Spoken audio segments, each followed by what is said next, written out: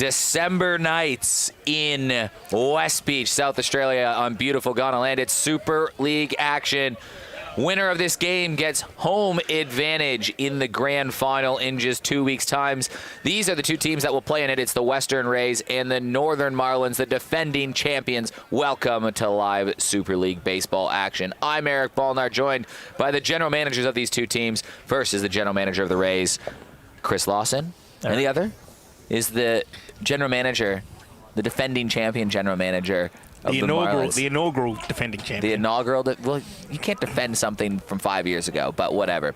It's Michael Dunn, this guy over here. What's happening, fellas? Well, we're just trying to stay warm here tonight. It's probably one of the coldest nights we've had after some nice days. So it's going to be like 8 degrees tonight. We might snuggle up a little bit later on. Middle of summer, boys. I know, it's crazy. Middle of summer. Get the body heat going. Absolutely. I've already dealt with hypothermia once this week. I don't want to do it again. Yeah, you're on your cards tonight. It's on the cards. Now, beautiful night for baseball. It is the Rays versus the Marlins. Both teams are in the grand final already. As you take a look at the lineup tonight, that is what the Marlins have got. The late change, having Bishop in there. Sean Maple, 7 for 10 on the season. That's pretty good. But adding a couple kids in there.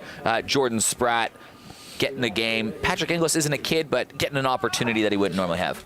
Yeah, well, Paddy Inglis has been hurt, so he's probably a regular starter for us at the beginning of the year if he's not hurt. So he's coming off injury and needs to get more at-bats in him to get ready for a couple of weeks in the grand final. But it's interesting you see from the 2 to 5 hole there, the amount of hits in the 2 to 5 hole. There's there's a lot of hits in there that we rely a lot on that part of the lineup to score runs for us.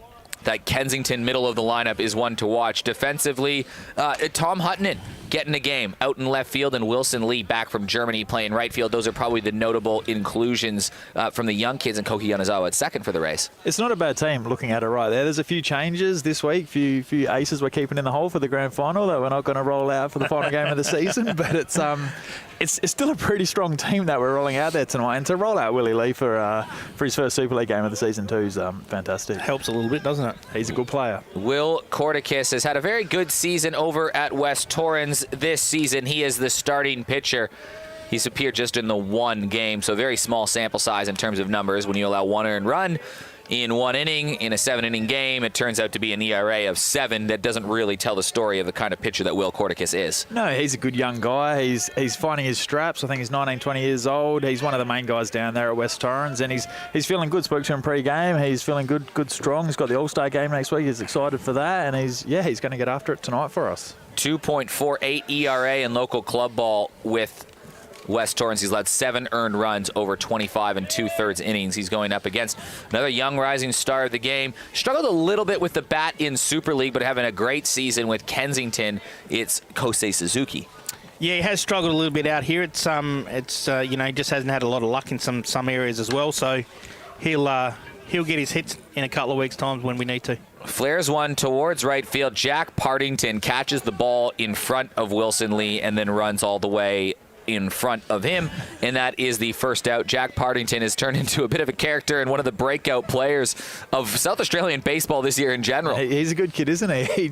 I've got it, guys. Don't worry. We don't need you out here. I'm going to take it for you. So, no, he's a good kid. He's playing well in the local league too. Hit a homer on the weekend, which he was bragging about pre-game. He's got 5. Into the window. Has he got 5? Yeah. Oh, I said he might be up there leading the league. Or 3. Oh, no, I'm thinking about Campbell. Campbell's got 5. Partington's got 3. Yeah, he said he hit one the week before too. Yeah. So it's not part of his game, the long ball, but he's mixing it in at the minute.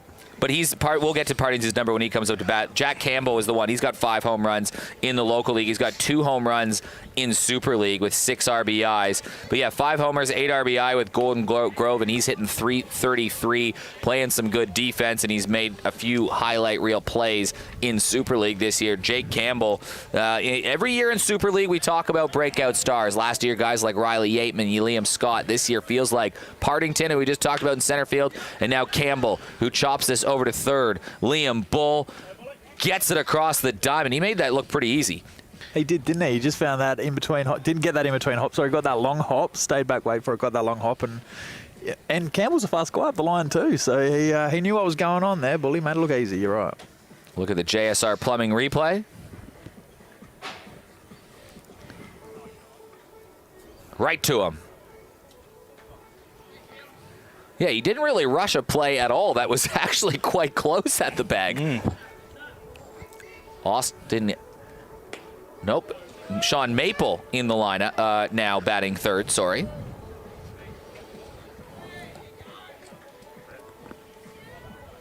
He steps into plate.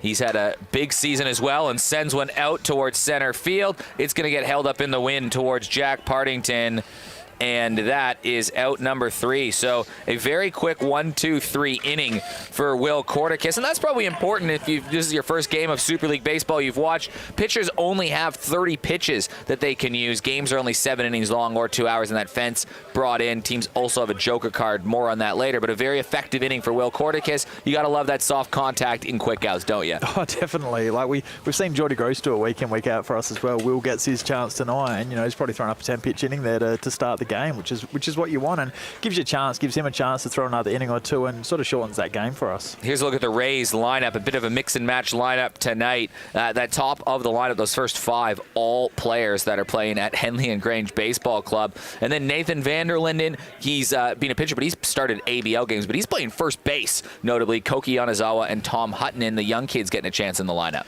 Yeah, you're right. There's those top 5 there, Henley and Grange. I guess it shows the strength of that Henley and Grange team. 7-2. They're okay, aren't they? And the West Torrens boys as well. They're good. And yeah, that's a good mix there. There's 3 or 4 teams represented in that lineup. Probably the big difference in this Marlins lineup is you got Jack Stead over at third base, Kosei Suzuki getting time at second, and the outfield a little bit different than what we're used to seeing. Mixing up the lineup defensively a little bit for the Marlins before the grand final. Yeah, we're just giving some guys some opportunities to play in some different spots and see what they've got. You never know what we're going to need in a couple of weeks' time. So, and we have played a couple of guys out of position. So, Suzuki's normally a second baseman at Kensington. He doesn't play third, so he has been moved across to where he's a little bit more comfortable and settle in there. And then you got Paddy Inglis back out at centre field with Ariola on the DL at the moment as well. So, and then we're a bit short on catching tonight. So Gully's behind the plate as well. He won't be able to walk tomorrow, but that's okay. What's not on those numbers that you see for AJ is he's got 13 strikeouts in the 6 and third innings pitched. In local club ball, he's got 70 strikeouts in 40 innings pitched, and he is the strikeout leader by 26. I'd love to know what the single season record is for strikeouts. I think he said it last year. He did? Yeah. Okay, so he's chasing his own record. Well, he's certainly on track to beat it again this year, I would think. Wow. After what? How many games we played? 9. 9, he's got 70. Yeah, so let's just add these numbers together because he's got 70 in 39 and 2/3 in local comp, and then he's got in 6 1/3 he's got 13. So you add that up, that's a good 46 innings pitched for AJ this season, and he is 83 strikeouts. I think that's okay. He's pitching. He gets Start swinging the bat, boys. Nearly 2 strikeouts per inning. Yeah, it's some very good numbers. I think they're swinging it, Smoke. They're just missing it. That ball's moving around. He's got something. This is Darcy Berry, just recently committed to college. He's taken a crack at bat. He's starting to heat up in local club ball, Darcy Berry. That one up high. Yeah, the problem with AJ, would you sometimes guys that fill that strike zone opportunity, of course, to get hits if you know it's going to be there, but that breaking ball for AJ that just kind of falls off the top of a table has been what his strikeout pitch has been all year. Is that big put-away pitch? But for him, that key is getting ahead right here, isn't it? And, in this situation here, 3-0, 3-1 coming back. We'll see what he comes back with, the 3-1 off-speed or the fastball that Darcy hopefully will have a big hack at. And he gets jammed on it as it goes out towards second base. Kosei Suzuki makes the play, and it's a quick out once again. It just shows the quality of AJ's stuff right there, doesn't it? He's missing barrels on a 3-1 pitch where Darcy's sitting, with Golden just here with there's a fastball coming, sitting dead red fastball, and jams him up. Shows the quality of his stuff sliding in on the hands there. And that's the difference. That's the difference between throwing 80 and 85 and 85 to 90. There's you don't realise it, but there's a big difference in that 5 miles an hour. It's a lot different to playing club ball. You know what I mean? Especially when you don't see it every week. That's what I mean. Yeah, that's probably more to the point. You don't see it every day. You catch up if you're facing that every day. You catch up to it. But if you get someone who throws a little bit harder once every 6 weeks, it's hard to get it. Yeah, it's hard to get it. Hitting 500 in club ball, Jack Partington on your screen now. .581 on base percentage, and that is significant because when he gets on base, he is an absolute menace out there. 13 stolen bases on the season. He leads the competition. He stole 15 all of last year. That was second in the competition. He's going to eclipse that before Christmas, you would think. He had 3 that one game we did last week on Tuesday night. Yeah, he can run good, so you need to try and keep...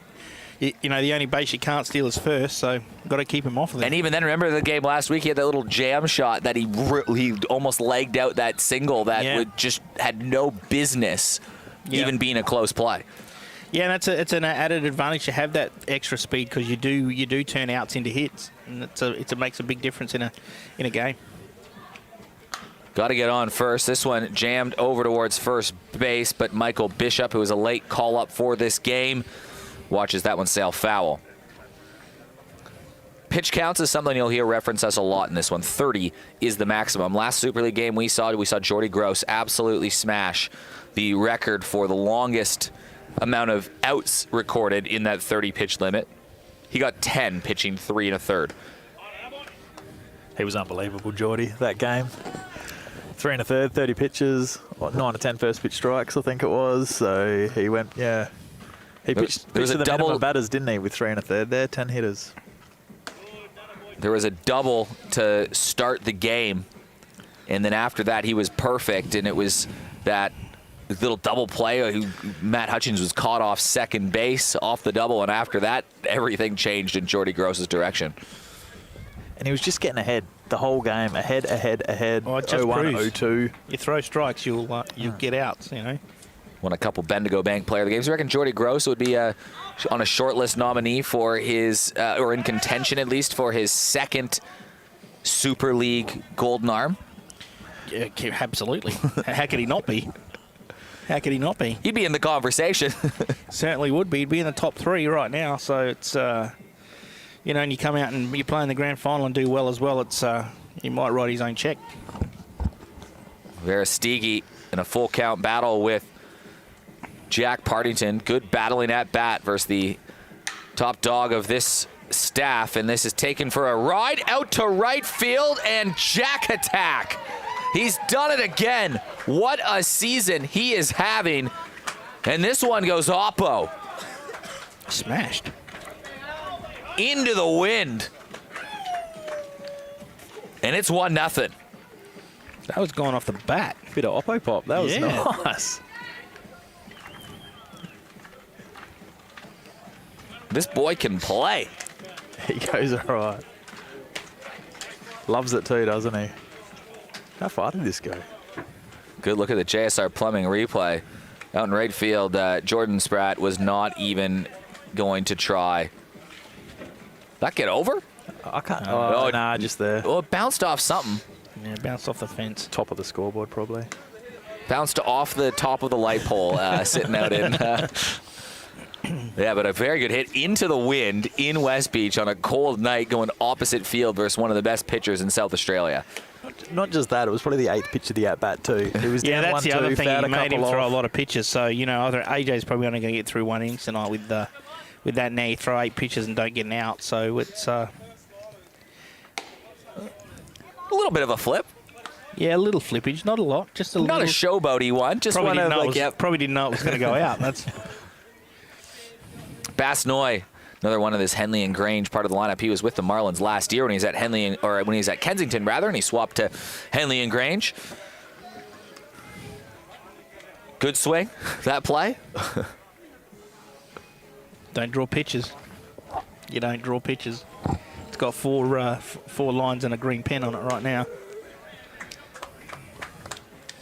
Yeah, this is where AJ gets himself into a bit of trouble. He throws a lot of pitches to some hitters. Sometimes he's really hot, and sometimes he niggles around and doesn't get the pitches called for strikes. So it's he needs to battle up here.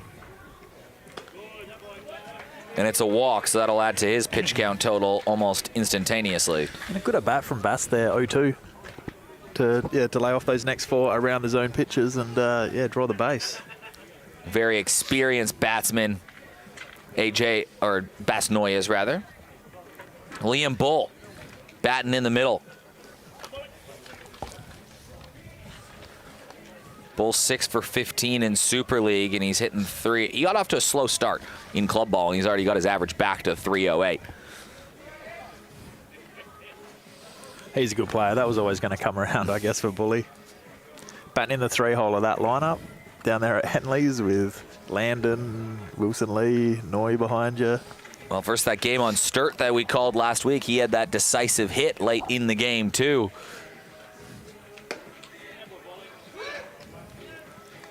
It's weird to say that Liam Bull, who's just a kid still, is a veteran of the Super League. Yeah, he's a veteran of all baseball in South Australia at the minute with those beautiful golden locks he's got going on there, or brown locks. What, he hit 300 games the other week? Yeah. At 20? That place.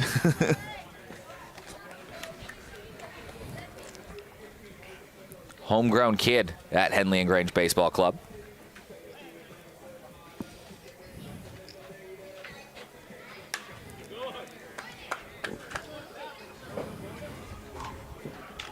Austin Gallagher catching. He's been catching some games in club ball with Kensington. And he was a catcher for a long time in the LA Dodgers organization. He played around a few different places, but not a stranger to catching Austin Gallagher. And he frames that one well. And it was a good pitch from A.J. Verestigi to get his first strikeout of the inning. Just that slider that starts at the hip, comes back over the plate and freezes you. Backdoorer. That was nice.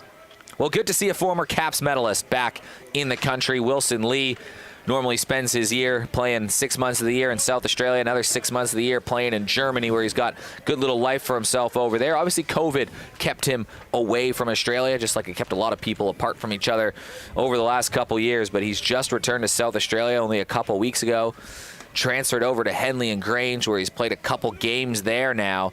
Then he makes his Super League debut. This is the first time he's really been eligible to play Super League. Yeah, I guess so, right? Yeah, 2 weeks quarantine. Then he's a couple of games for Henley on last Tuesday and on the weekend. And he's, just getting back into the swing of things. And he's pumped to be back in Australia. I know that much. Telling me he hit a massive home run in B grade on the weekend as well, getting those extra at-bats in. So he can hit, he can pitch.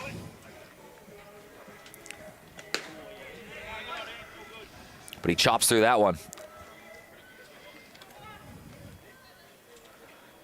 Rays made up of the Western clubs in the competition. Henley and Grange, Glenelg, West Torrens, Adelaide, and a broken bat chop ball right over to first base. Bishop steps on the bag, and that will do it. But one home run to Jack Partington has the Rays up front early. Is this an expensive thing that just rings through your mind when you're breaking that bat? Well, I guess it depends if you pay for them or not. If you get them given to you, it's probably not that big a deal. But if you have to buy them yourself, it does become an expensive That's a pricey out. process if you have to keep buying them yourself. So it's 1-0. We'll be back after this. Here at Just the Thing Furniture, we offer quality, factory direct furniture at wholesale prices. From wall clocks, prints and lamps to couches, beds, rugs and outdoor furniture. We make furniture affordable, where you save up to 80% on retail, offering you the finest furniture at discount prices. When you buy from us, you won't wait months for your new furniture. Everything you see is ready for immediate delivery, and mention Super League Baseball and we'll deliver it for free. We pride ourselves on customer service, and our team works tirelessly to offer our customers on-trend furniture at heavily discounted prices. Visit our huge warehouse in Beverley, open 7 days a week, or jump online to check out our latest deals at www.justthethingfurniture.com. Welcome back in the Just the Thing Furniture Warehouse commentary position. One of the best parts of Super League is our roving reporter, Alex Meldrum. Alex, we're calling you into action right away. Let's head down to you. Yeah, I got Chris down here with the Western Rays. How are you guys feeling about that first dig? No, good start. Obviously, Will threw a really nice first inning, threw out 3 down and filled the zone up, so that was good. And then some really good at-bats from the boys, and obviously Pardo knocked one out. So with the quality at-bats the guys had, we're in a pretty good spot. So, yeah, And are you guys resting anyone today, or are you all out ready to go for the grand final? We just gave a couple of the guys that have given a lot to the team throughout the Super League. So Tommy Hutton and Koki, giving them an opportunity tonight. See how they go. Excellent, thank you. Austin Gallagher leads off the inning with a single over towards right field. So Gally known more for his power. That one doing anything he can. Gets jammed just a little bit. Not hard contact, but enough to get in the outfield and find his way on base. I think you'd take that if you're Marlins there. But getting after Will again, the first pitch in the zone, just smacking it. And he's a good hitter, Gally. He's hard to get out, hard to keep off base. Michael Bishop steps in, the captain of Kensington Baseball Club. He swings at the first pitch. That one goes foul. This is a cool story in South Australian baseball. A guy that really kind of grinded his way, playing mainly that Division II, Division III baseball. Eventually cemented himself as a stud at that level.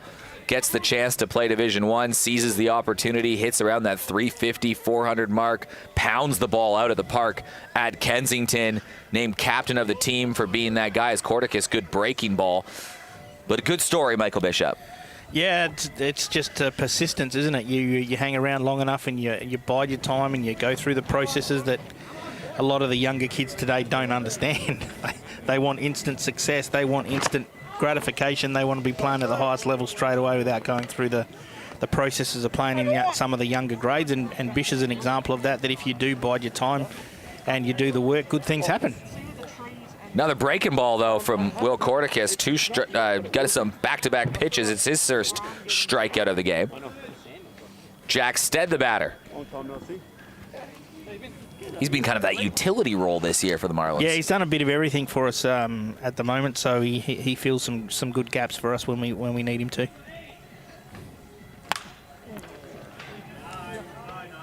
Jammed right.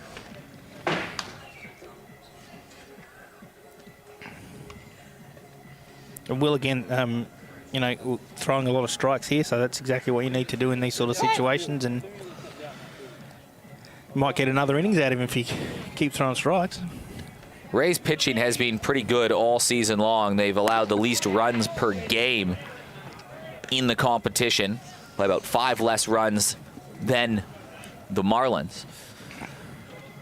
And if it weren't for that 111-4 blemish they have, where they allowed pretty much all those runs in the first 2 innings versus the Marlins back a few rounds ago, now it would be even prettier. But defensively has been solid, and pitching has been really good for the Rays this year. I think pitching and defense, that's what you want to build teams around at the end of the day. I'm sure the Giants have that same philosophy with their rosters. They've got good arms out there. They've got great defense behind them, and that's what we're fortunate to have here with the Rays as well. When you've got a Gross, a Corticus, Callahan's coming in doing a fantastic job for us as well. And not just that, you find little gems for like a Clavel who's come in and thrown 3 or 4 innings for us as well. And like good innings, breaking bats, busting hands. So we've been fortunate on the bump, that's for sure.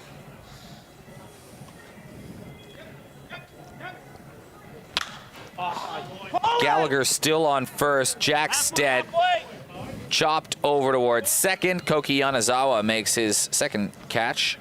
I think over at first, or is his first catch over? It's a fly out over to second. So 2 down just as quickly as Austin Gallagher got on. Jack Platten. Another Kensington boy right now. Kensington trying to usher in that next generation of talent and stars. They were so good for so long. There's a runner for the catcher out there right now. It's a strike, and they throw him out. What a throw from Bass Noy to get the runner out and end the threat. My goodness. That was on the money. That was a good throw. Good look at the JSR Plumbing replay. Perfect. Oh, my. Kids, take note. It's 1-0. We head to the bottom of the second. Hilltop Office Supplies are here to provide you with all your stationery, sanitary products and office equipment. We are a local business servicing local communities with the ability to offer you and your business the best prices. We offer a large range of office supplies from pens, ink cartridges and toner to monitors, keyboards and laptops. If you can't see it on our website or in our catalogue, ask us and we'll source it for you. We have a partnership with Kaishira Document Solutions, where you will find many leasing options available for these state-of-the-art units and plenty to choose from, whether you have 5 or 5,000 employees. We offer businesses a one-stop shop for all cleaning, kitchen and bathroom needs. Check out our website at www.hilltopofficesupplies.com.au. Register your business to stay on top of the latest sales and receive member specials. We are baseball people here to support the baseball community. Well, Bass Noy's been doing this for a long time. That was a picture-perfect throw from Barry Noyge behind the plate. Yeah, no, did exactly what he needed to do. Came up, got rid of the ball quickly, threw over the top, threw downhill. Strike, you're out. Perfect. Great look at the JSR Plumbing here with time to tag the runner out. New pitcher as well, Ethan Badcock, coming into the game, but let's throw it down into the dugout with Alex Meldrum. Yeah, I got Bass Noy and Jack Partington here. Now, the life of the party. That's right. There always is. That's the way this dugout runs. So you guys going to pull this one off? Yeah, this is a good semi for in 2 weeks, I think, Tom. Yeah, that's when we win it all. Win it all. Excellent. All right, and Jack, you hop up here. You can come up next. Home run. That way, buddy. Camera's that way. You can smile at camera. Good laugh. How are you? He's in shock. It was such a good home run. Yeah, no, I felt good. He threw a few pitches. It's a cold night tonight, so just trying to put the bat on the ball, and sometimes they just fall your way. Sometimes you're hitting over 500. Yeah, not trying to talk about it at the moment. Just trying to keep winning games and keep it up. So One day at a time. All right, thanks, mate. Good. Hey, Alex, if you're down there, you got to go find out some information for me. You got to ask Bass Noy one important question. Just ask him Lewis or Max. And she'll get that answer for us. Bass Noy, a big F1 fan. F1 coming down to the wire this weekend. It is. Lewis or Max, who will Bass Noy like to see? But isn't it? I heard watching the TV the other night that if Max smashes into Lewis and gets him out of the race and they both don't finish, he wins. He does. So it doesn't. Why wouldn't you? Well, that's happened before in F1 where there's been guys that have tried to take players out. It happened very controversially back in the 90s. It's illegal. They can track that back and just strip you of the title. Yeah. Sorry, my foot slipped off the pedal. Mason Clavel up to bat. Get your team. That's what your teammate's for. Yeah. Mason Clavel up to bat. Last time we saw the Rays, we had a little interviews on the side with Alex talking about bat flips, and well, Mason Clavel demonstrated for us what he would like to do with a bat flip. So maybe Let's see if he hits one out and he can put it into process. No, not this time round. it'll be a walk with a new pitcher, Ethan Badcock, another young, lively arm in the state, throws hard from the left. And we'll struggle tonight if we keep throwing, full count walks. It's you get through your pitching staff pretty quickly. There's another runner on with no outs, and he's already thrown 6 pitches.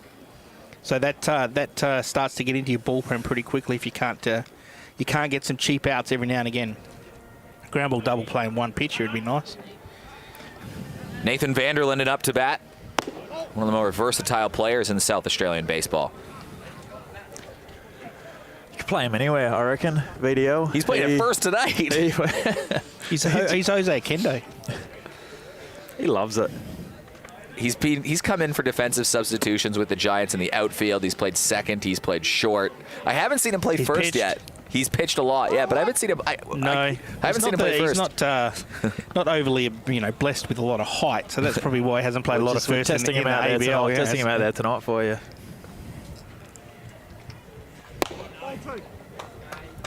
Badcock rears one back, and that one drifts foul, or just ball. Drifts ball. Just ball. Just drifts ball. New baseball lingo for you. You've given us a lot tonight. Wagon on in the bullpen. Wagon. A wagoon. A wagon. That's a good term. You could say the Rays this year in Super League, they've been a wagon. 4-1, steamrolled some teams. They're a wagon, Dunny. Yeah. That one loss, though, was to a pretty talented lineup as well. 3-1 count. Yep. And Vanderlinden works a walk. So it's back-to-back walks to start the inning, so it'll be 2 on and nobody out. It's an earned joker card. Teams do have the option before the inning starts to play a joker card and put runners on first and second, but 2 walks will just do that to you right here to start the inning for the Rays. And we talk about free bases. That's what kills you. You know, you can't defend free bases. So it just puts you behind the 8 ball every time. You just got to be consistent. Trust the process. Put the ball into play and let your guys defend. You just cannot defend walks. I'll tell you what, Koki Yanazawa, who's up to bat, one of the better younger players in the HP program, he's got a tough lineup to break into over at Henley and Grange right now, doesn't he? Yeah, that's exactly right. With the strength of Henley at the moment, it is hard to get into their lineup. So you just got to keep performing and doing the right thing, and you'll get your opportunities. Over the plate, strike 1. Let it fly. You hear Gully there on the microphone just saying let it fly. So probably what he's saying is that he's not actually throwing the ball, he's just trying to guide it. So just let it go. He bunts it and it pops straight up, but it lands awkwardly and it does not go foul. That is incredible, actually. You try to do that again. You can't. That ball would normally come off the lip and roll out. I thought for all money it was rolling foul. Have you seen those bunting competitions they've been doing in the Korean leagues at the All-Star game? No. They have the home run derby. They have the bunting competition. Where they're big on bunting over in Asia, right? Yeah, and they bunt towards little targets down the line, and it's whoever can land it closest to the target. I reckon that, while it wouldn't necessarily be close to a target, that you couldn't draw it up any better. No, that's exactly what you wanted to do there, and it's a good way to get a hit. Hard to get out on those ones. Started off scary, though, with the ball popping straight up. So the bases are loaded and nobody out. How's this for a moment for your first Super League at-bat of the season for Mr. Jack Huttonen? Tommy Huttonen. Jack Hutton, I'm combining him. Tom Huttonen, let's go. From Glen Elk Baseball Club. He's got a few games on the D1 side this year, Tom Huttonen. He is. He's their starting center fielder down there, down at the Bays, and doing a good job. He's holding his own. Appeared in 5 games in the Super League season. However, Tom Huttonen has not had the at-bat yet, and he's got bases loaded, but it's jammed towards first base. Called foul. You just jumped in my way at the last second then. So bases still loaded. Huttonen followed by Barry, Partington, and Noy. So a double play is, I'm sure, what the Marlins would be asking for right now. Yeah, a little soft one-off back to the pitcher would be nice here. Get us out of it.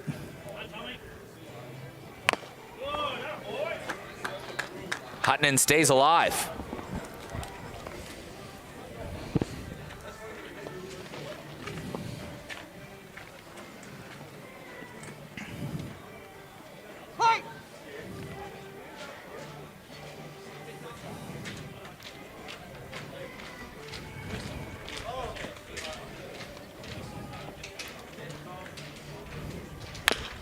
Huttonen again, taking a lot of pitches here, and that's been very consistent with the Rays through that first inning with Veresteegi, and now with Badcock, 2 walks and that bunt single. That's where it becomes that long inning for Badcock right here, 20 pitches in. Yeah, that's what I'm saying. You got to get through a lot of pitches if you can't keep throwing strikes, getting outs. Swing and a miss, so Badcock gets a good out. He needed that one badly, so it's out number 1, bases still loaded. He's got some good stuff, Badcock. He's slinging that fastball in there. His off-speed looks good. It's just about finding that release point and finding the zone and getting ahead so you can dictate the at-bat on your terms. Yeah. Darcy Berry, bases loaded. He's already hit a home run with 5 RBI in club ball. He's got 3 RBIs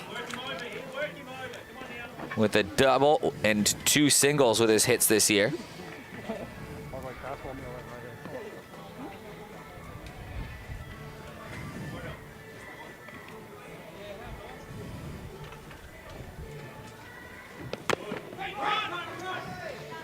Gallagher might have just saved a run by blocking that ball there. That gets by. Runner probably scores from third. A lot of distance between home and the backstop here, even though it is a brick backstop.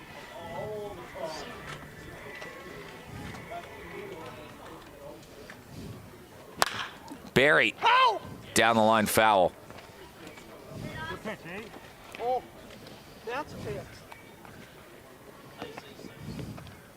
Not Payne's best throw right there. Back to the picture. Can we get that replay of Payne Souter on that throw? Anyone? Good throw from the umpire. Payne loves a good highlight Might reel. have to go and hand it to him next time, Payne. Put it on a platter. I hope we have the JSR Plumbing replay of that umpire throw. Swing and a miss.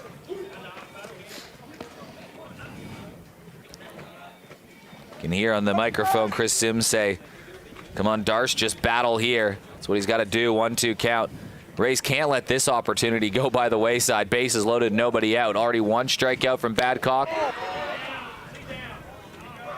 Gallagher was trying to frame it, didn't get the call. He was trying to sell it, wasn't he, Gally?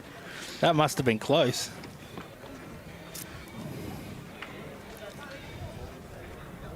I'm biased, but I think it almost sold me, Gally, the way he was framing that.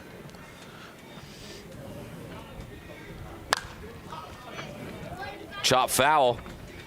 So Badcock's, what's his pitch count up to? He is around 26.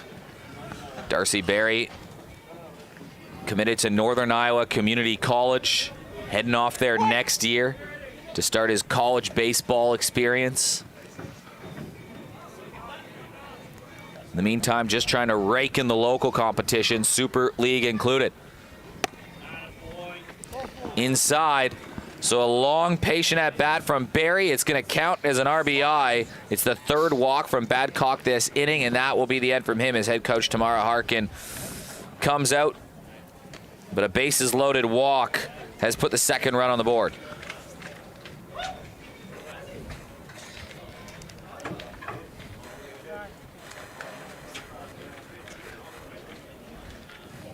Not the best outing from Badcock there, but it's a learning experience. He's going to get better from that opportunity there. And like we said, he's got good stuff. It's just about finding that release point, finding the zone.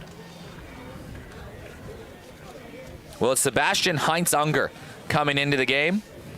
We've seen him very briefly this season.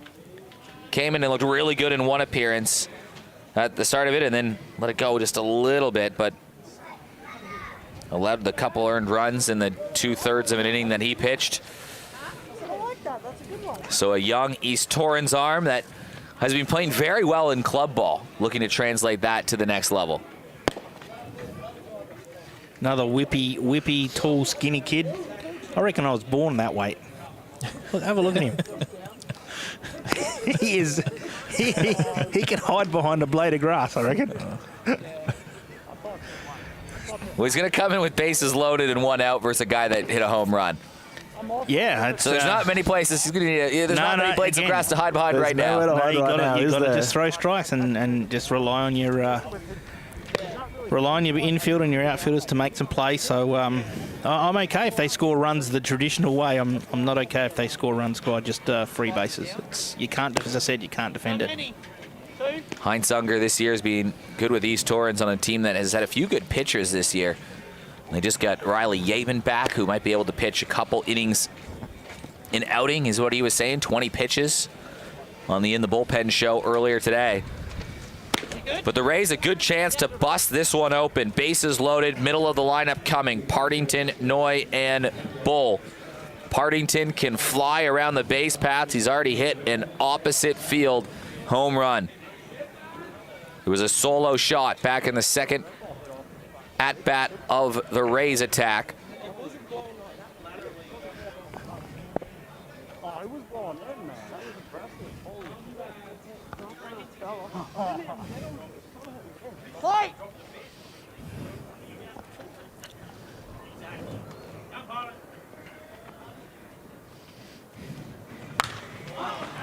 And he swings at the first pitch, but that's going to drift foul into the bullpen where you can see some more action warming up on the Rays side of things. That might be the end of Will Corticus's day, even though he's not at 30 pitches yet, but it might be the end of him.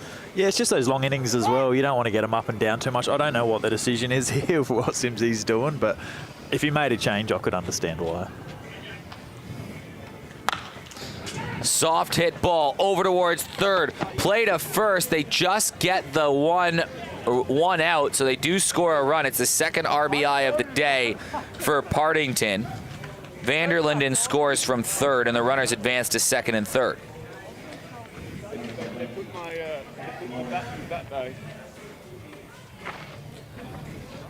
He's doing his job coming in, getting a ground ball, getting the out, chance for a double play there. Missing the barrel. Yeah, get the guys to make outs. That's all you can do. So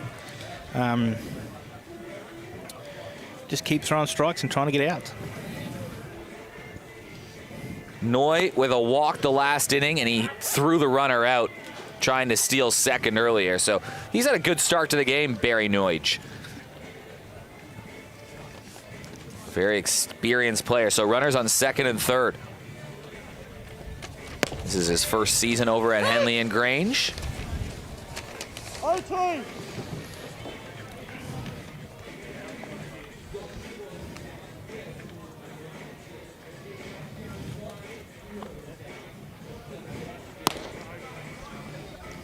Heinz Unger into the ball game. This is the third pitcher already that the Marlins have used today. Just an inning of work for Verestigi, who started the game. And then Badcock just got the one out, walked three, including walking in a run. Partington just drove in another run, his second RBI of the day. That will go down as a run that is counted towards Ethan Badcock's name. As will the other two base runners should they cross the plate. Those are his two. Heinz Unger trying to protect them, though, and it's a full count.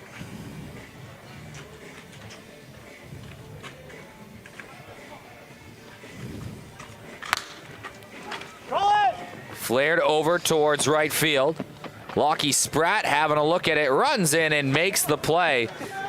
It could have been worse. Bases were loaded with nobody out, but the Rays do cash in two of them. It's a 3-0 game. We've played two.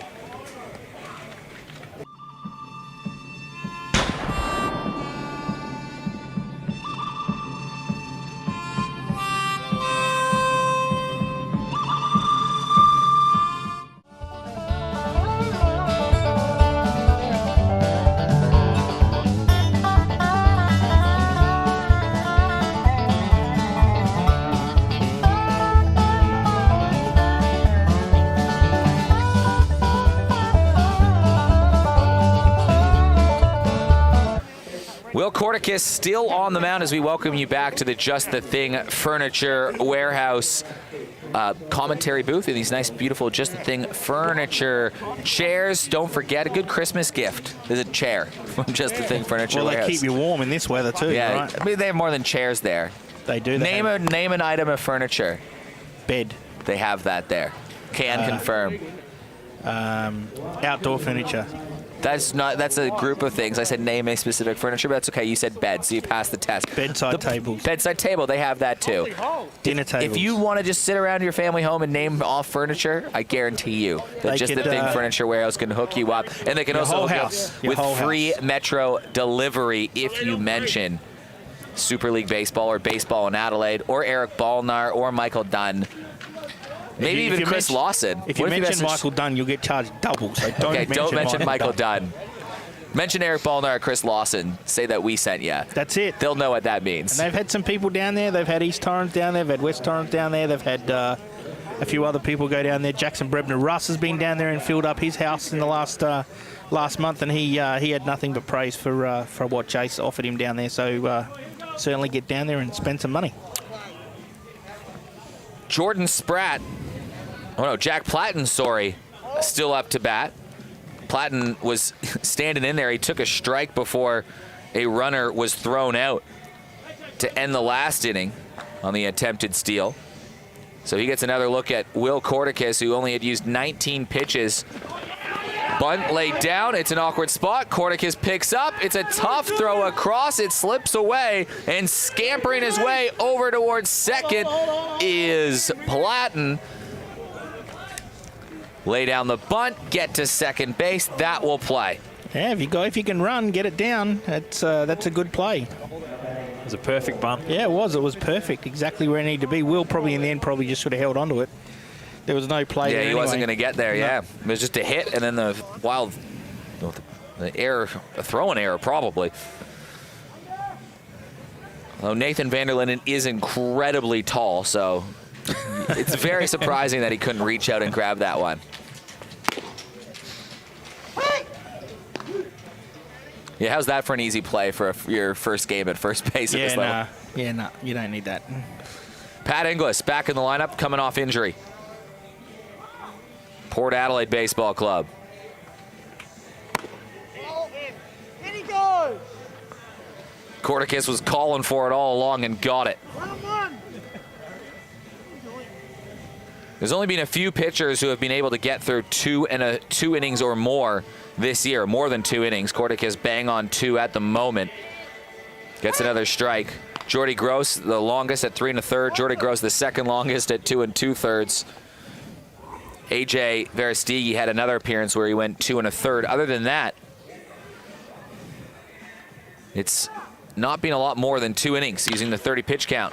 This chopped over to third. Bull picks it up, can't hold the runner, makes the throw across the diamond, and it can't be picked. That might score a run, and it does.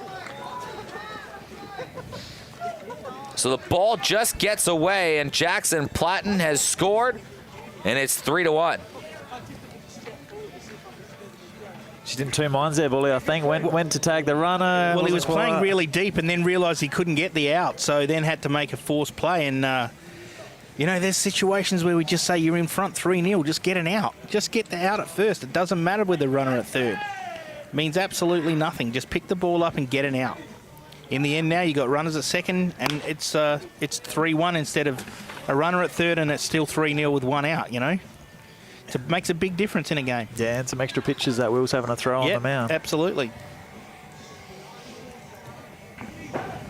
Jordan Spratt, the batter. Corticus finds the edge, 0-2. But he just keeps getting up there. Like, he made an error himself on that bunt. Up there, throwing strike to Inglis. And again here, something hasn't gone his way, but he's on the bump throwing strikes again, which you'd like to see. A composed young kid on the mound, set and forget and get after the hit. You got a job to do. Well, the run that has already crossed the plate is going to be an unearned one for Will Corticus.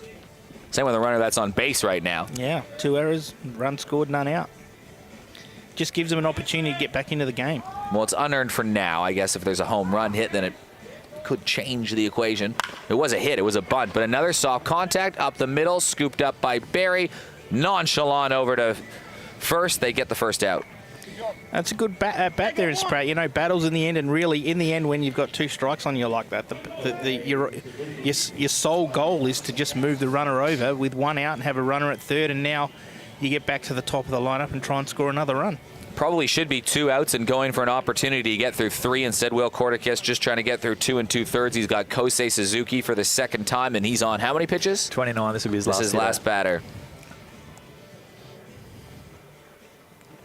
So he's reached his limit, but a very good appearance from Will Corticus tonight. Going deep into the ball game.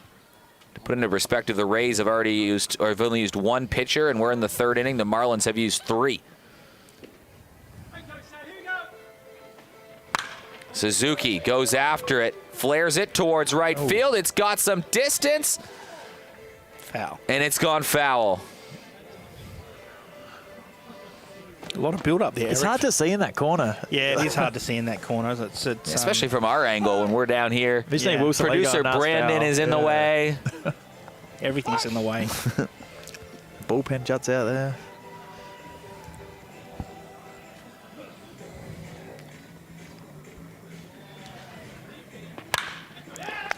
That's a hard hit ball. A good effort from Barry, but it drives in a run. So the Marlins scratching back. They were down 3 to start the inning. They've got within 1. that particular hit cuts the lead in half, and it's an RBI for Kosei Suzuki, who breaks a little bit of a slump. Yeah, it's a good at bat. Now he got some wheels on as well, so he'll no doubt somewhere in this this next pitching sequence try and get some running game going as well. And as I said, it just gets you back in the game. You know, it should be really should be just 3-1 now with a runner at first. Instead, you know, you give up a couple of errors and all of a sudden you give the Marlins a bit of a sniff. They get their back up and away we go. You know.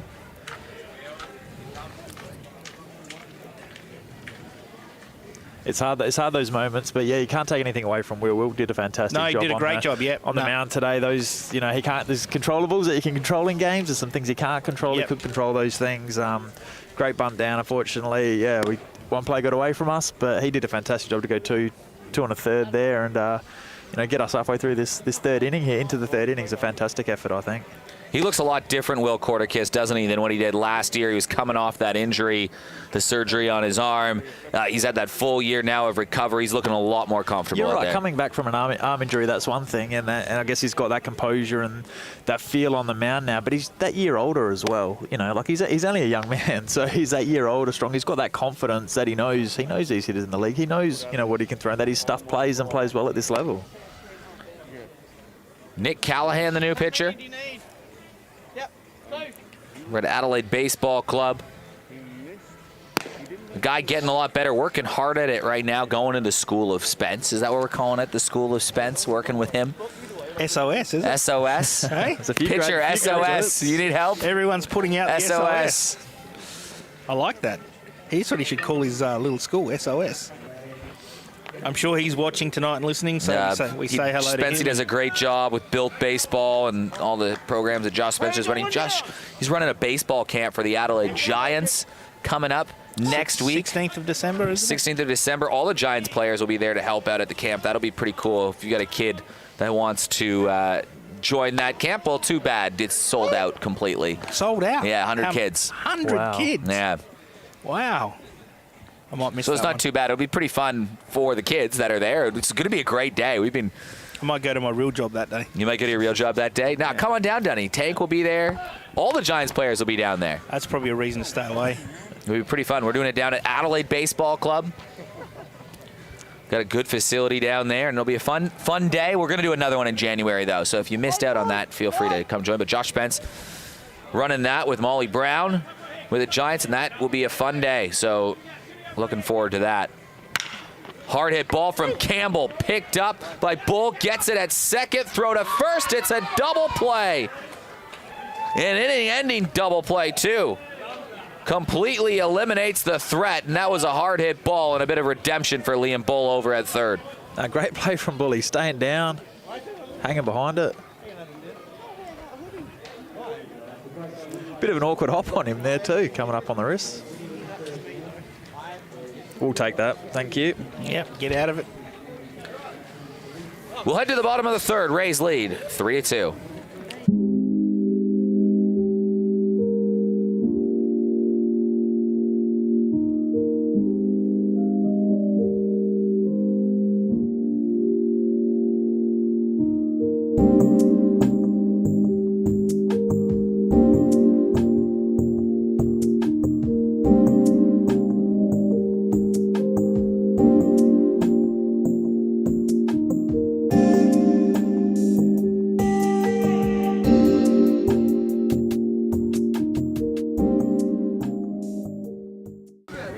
Good place, Oceanique, as we welcome you back to the Just the Thing Furniture Warehouse. Mention again, baseball in South Australia. Super League, mention Super League. Yep, 10% off your meals down there. So but don't mention Michael Dunn. Well, again, you get charged double if you mention Michael Dunn.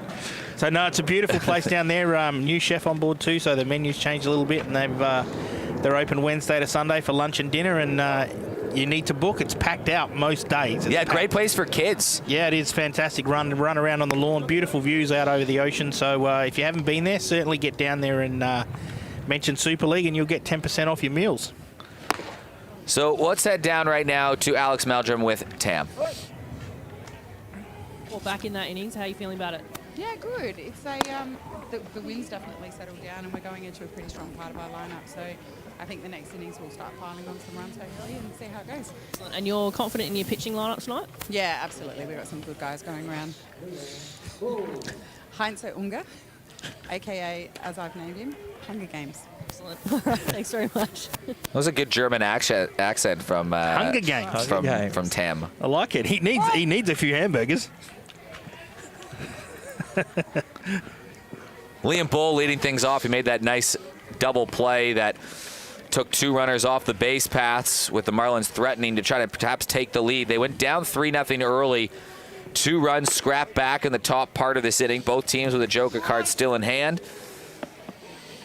Liam Bull up to bat. He struck out looking. Hands of A.J. Verestigi in the first inning. Stays on it. Foul. And Unga only young too, 17. Did we say 17? So he's got a lot of maturing to do as well. But he's doing a great job. Just go in there and throw strikes, and he looked like he's been out there before, and he's doing a great job. Bull again stays on it, takes it a ride out towards left field, but it's held up just enough for Platten to make the catch. It's not going anywhere to left field tonight, I don't think. No, well, it's a bit breezy here. It's a normal, traditional West Beach night. Unless you're Jack Partington, who hit one opposite field to get one of his 2 RBIs of the day. And that's one place you can hit them here. That's the thing. It gets in. It's like it gets in a tunnel. Well, if you ever watch an ABL game, it looks like it gets in a tunnel, and you go, oh, and then all of a sudden it just goes out. Like it's just unreal. And you can hit another ball 10 feet either side of it, and it doesn't get anywhere near it. It's a crazy kind of area of the field. Yeah, it is. It's like the Bermuda Triangle. It gets in and the ball just disappears. So it goes over the fence. Yeah, it does. It's amazing. Wilson Lee up to bat, former Caps medalist. What do you reckon the biggest home run you've seen at West Beach has been? Anyone that stick out in your mind? Yeah, I think someone from, Delman Young. He did hit one. Oh my goodness! In that grand final? I think it's still going. Yeah, that was insanely huge. There was a bit of breeze that night too, so it wasn't like it was just dead still or blowing out. Thanks for bringing up bad memories, Eric. I don't know. When I asked that question, I wasn't actually thinking of that in my mind. I was genuinely wondering. But then I asked it, I was like, oh my. Yeah, as soon as I said it, I was like, yeah. Too soon, Eric. Too soon. That was huge. And the game was still in touch, but that just felt like that was just Delman. Oh my goodness. That was just big leg pop. That was insane. That's why you earn as much money as he did every year. Yeah. But there have been some big ones, and there have been some pretty memorable ones. I think 2 that stick out in my mind. One is Chang Tai Shan. I know the bite at the time, they weren't in a playoff race, but it was his last professional at bat, and it was bases loaded, and he crushed one off of the foul or off of the light pole out in left field in a grand slam to end his career. That was pretty cool. Mason Clavel up to bat. And Jordan McCardle off, I remember versus Perth, where he laid off that one pitch that was just outside, and the very next one, when the Giants were down a run, hit a 2-run shot to win the game by absolutely boinking it off over the scoreboard and right. This might be a double play, though. Over to 1, they do get 2. Suzuki to Campbell to Bishop, and the threat retired. It's a double play, and the 3rd inning comes to an end. Look at this on the JSR Plumbing replay. That's good there. Again, just throw strikes. Make sure your infielders do the right thing.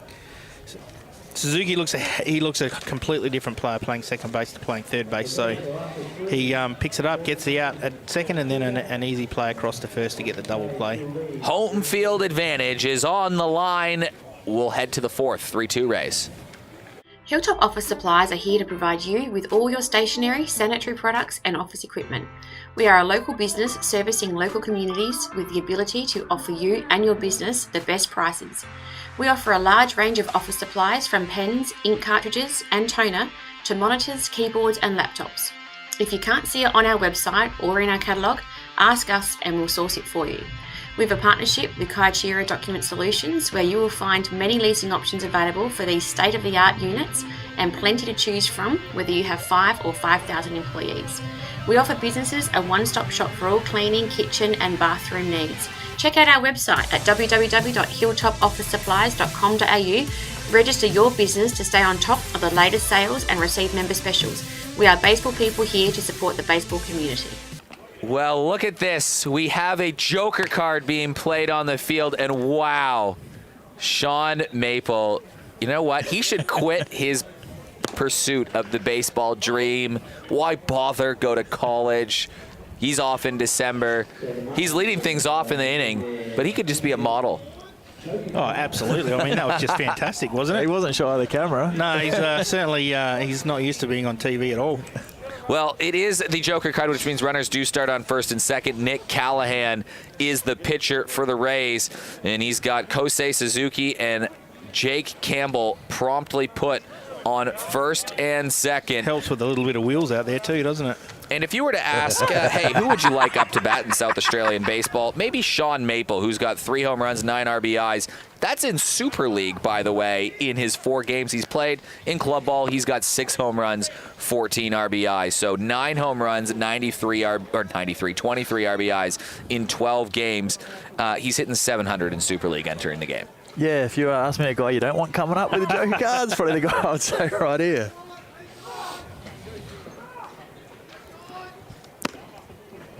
Maple takes the pitch. Gallagher due up. Another big guy you probably wouldn't want to face if you were Nick Callahan. Yeah, if you can get out of this with no runs, you've done a great job.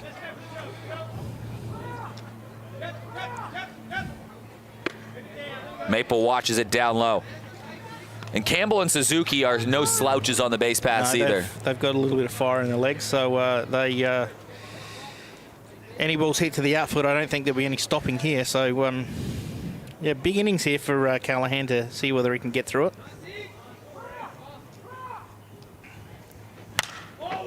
Maple jammed just a little bit. It's an awkward spot, and it is found by Huttonen. Out number 1, and that's a big one.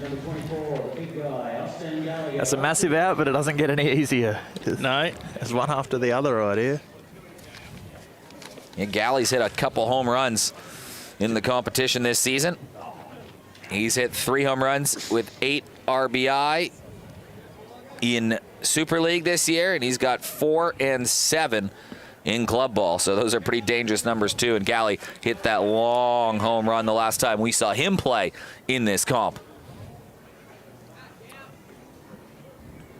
And he might be thinking the same thing. Ooh.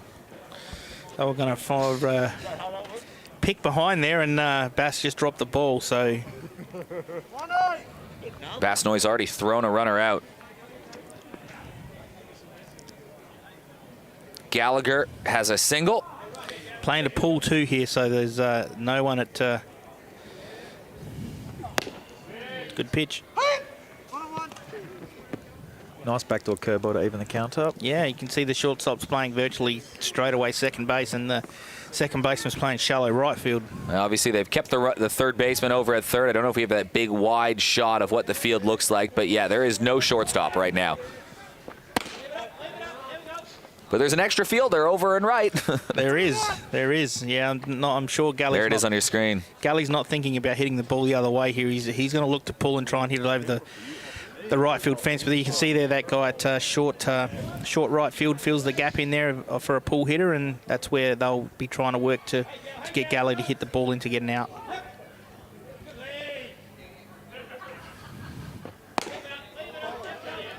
Noy stops that one from sailing over. 3-1 here, how fine do you be, you know? I'm sure Galley's not sitting off speed here for some reason. Well, can you afford to put Austin Gallagher on base and just say, you know what, we'll try to deal with Bishop instead rather than... I think you can nibble. I definitely think you can nibble right now.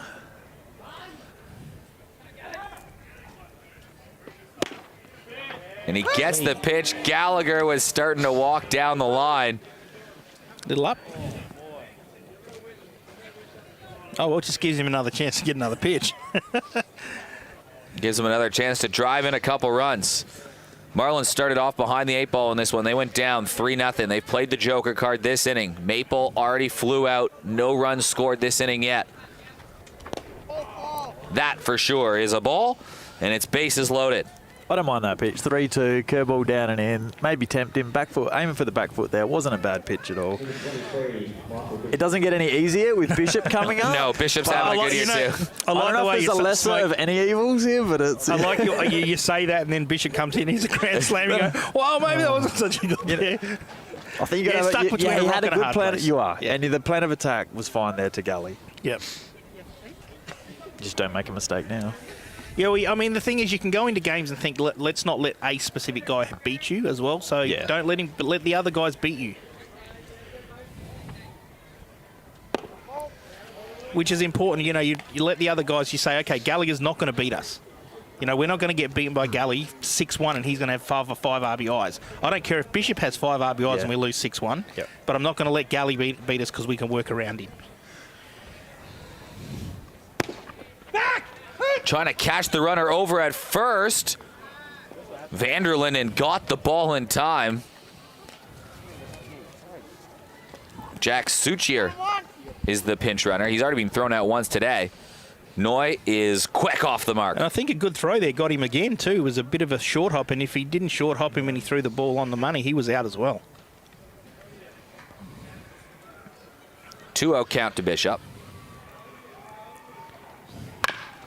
Chopped up the middle. It takes a weird hop. They get one. Can they get two? No.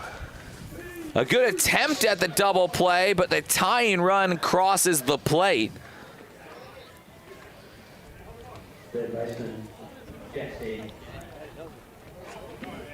So Bishop will get an RBI, but it'll be a fielder's choice. Just wasn't hit hard enough. Good play by Darcy. It took a nice hop on him as well. Yeah, it did. Just made the second baseman stretch a bit. Now, I think if it was probably a little bit of an easy turn, it might have been a lot closer play at first with having to go down and get that ball. Made it a lot harder to You're right. We're talking milliseconds, aren't we? Not much at all in that. Yep. So runners on the corner in a tie ball game. Runner is caught dead. You don't often see this out. Scored a run. The runner did score. The runner scores, so Jake Campbell heads up to dash towards the plate. This will tell the tale. Callahan went back to go and tag the runner out. Bishop does enough just to get tagged on the... Did they not missed get him him the first time. The first one. If he got him the first time, he didn't. That run doesn't score, but he missed him there. Did he? He missed him. So he missed him. If he got him the first time, this would have been a 3-3 game. Yep. That is a play you don't see very often at all. We'll talk about it again on the other side. It's 4-3 Marlins. Hi guys, I'm Jez and this is Mark from Peak 24. If you're looking to get fitter, stronger, healthier, give us a call and come see us at 149 Marion Road, Richmond. Or you can see us on Facebook, Instagram, and we'll get back to you real soon. Or via our website, peak24.com.au. Hope to see you soon.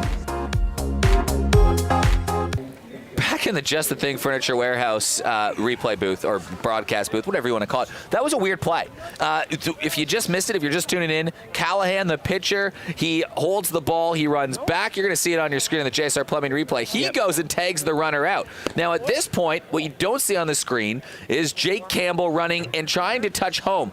He misses him the first time. That allows Campbell to score. Then the third out is retired, and that is how the go-ahead run is being put on the plate. So if you can go back to that again, Brandon, I'll just talk through this. What in normal circumstances what you do, just stop it there. So stop it. If you can stop the play there, you can't stop it. So there, the pitcher should give the ball up to the second baseman, and then the second baseman runs him back, and he can see the whole play happening in front of him, and he can see where the third base runner is. So he could have made a throw to home if he needed to, or held them at home. Correct. So with the pitcher running with his back away from the play, you don't know where the third base runner is, and you got no play on the play. If you throw the ball to the second baseman, he runs him back, the whole play's in front of him, and then he can make a decision where, okay, we'll give Bishop up and we'll get the play at the plate.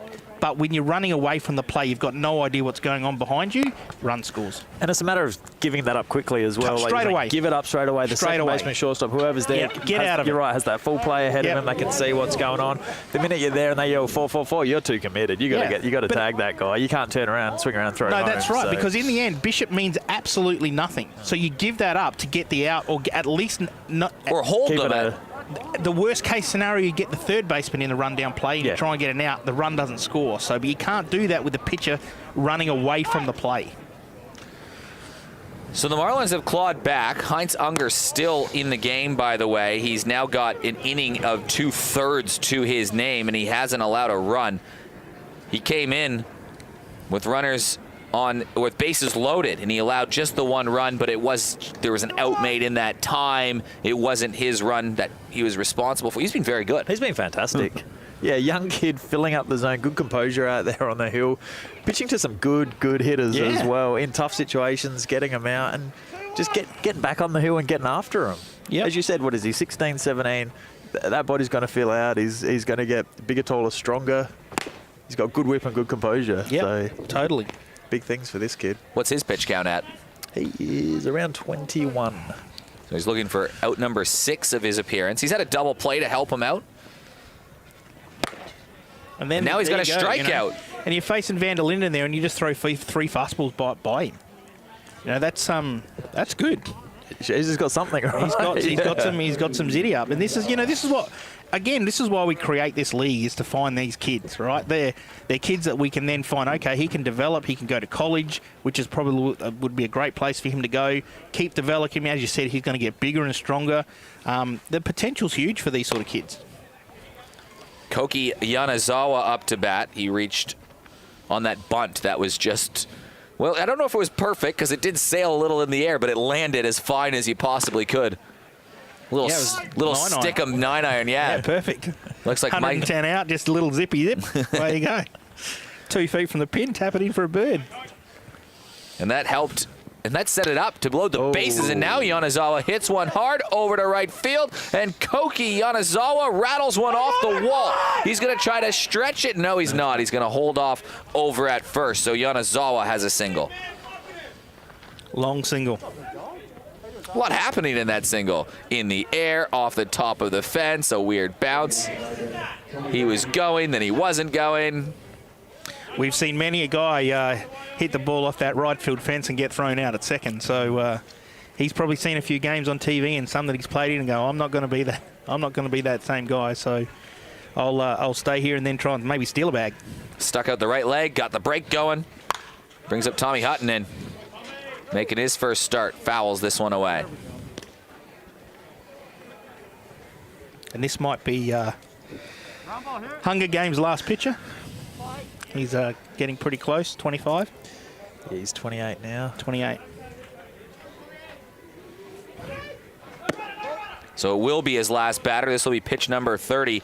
Question now is did he go 2 innings or 2 1/3? 2 would be the target, you'd think, from anyone, although not everybody gets there, obviously. But ground ball double play gets out of the inning. Yeah. Can he go more than 2? Bunt laid down again. It's an awkward one. Barehanded throw to first, and he's aboard with a bunt single. Hutton laid that perfectly down. Hit. Oh, get that ball. That was perfectly laid down from Tommy Hutton. Playing to his strength there, I guess, isn't it, as well? Speed. He knows he's got speed. Sees him sitting back at third. Perfect bunt, though. Hey, if you can do it, do perfect, yeah. And I think Alex might even go try to talk to Tommy Hutton right now about why he's on there. But how's that for a perfect place? He'd be on cloud 9. Let's go down to Alex right now. Hutton here, that's your first hit in the Super League. Well done. Yeah, thank you. It was a bunt, though. Oh, that still counts. Hit. Yeah, green light, green. Doesn't matter how. I got on the board. That's good. Yeah. All right, and how are you guys feeling about this now? It's a little bit tighter than it was early on. Yeah, it's probably not as not where we want to be, but now we've got runners in scoring position. Darcy's up, so it should be good. Excellent. All right, congratulations. Darcy's up, should be good. Yeah, that sums it up. Good job, Tommy. That was good. Zane Tomaszak on the hill. Recently married to the young man. He must be on cloud 9 at the moment. As well. Yeah. So Zane Tomaszak, the heart and soul of that Northern Districts baseball club. Absolutely. The Tomaszak name's been at Northern Districts for many, many years. So he comes out here and gets his opportunity tonight, and let's hopefully and throw some strikes and get some outs for us. Well, we know he's a strike thrower. He's been around the local league for a long, long time. He's kept North in games for a long, long, long time. Yeah. Well, he'd have to be throwing strikes. He'd have to be the North's biggest winning pitcher of all time, I would think. I would think so. So Darcy Berry, he's walked and he had that little chop pop out over towards second. He does have an RBI because he walked in that bases loaded. The danger one right now is Jack Partington, who's got 2 RBIs in his 2 at-bats. He's on deck. A double play would suit Zane Tomaszek very well. Although you have a feeling that even if that does happen, Jack Partington's going to have an at-bat regardless with a runner in scoring position. You'd figure the Joker card would be brought out with the middle of the lineup in the 5th inning if they don't score runs here. Or if they do score runs here, you figure it's coming. Yeah, well, we've seen Simsy. He's not afraid to pull the Joker card at any time up and down that lineup 1 through 9. So hopefully we're towards the bottom of the lineup, which means we've scored a few runs this inning. Berry up in the air. It is swirling in there. This is Kosei Suzuki moving under it. Like you said, looking very comfortable over at second base. Yeah, he's much more comfortable at second than he is at third. He knows what he's doing over there, which is the reason we've changed it up, and he might end up staying there for a while now. Well, a big 2-out. That's a big out right there, though. That's a big out. Does get 2 outs though for Jack Partington. Talked about him at the top of the broadcast. He's got a solo shot home run, and then he drove in a run in the 2nd inning, the 3rd run that the Rays scored to make them go up 3-0 before the Marlins have scratched back, and he swings first pitch. It's up in the air. It's going to have enough to go foul.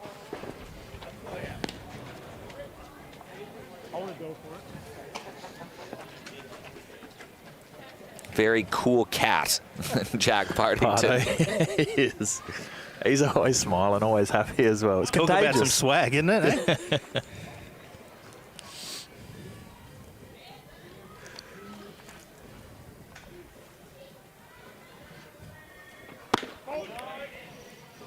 Just a guy who loves playing baseball. You know? Yeah. Just loves coming out here, having fun with his mates, and just enjoys the game. So it's a breath of fresh air to get a kid who just doesn't care, just loves to play.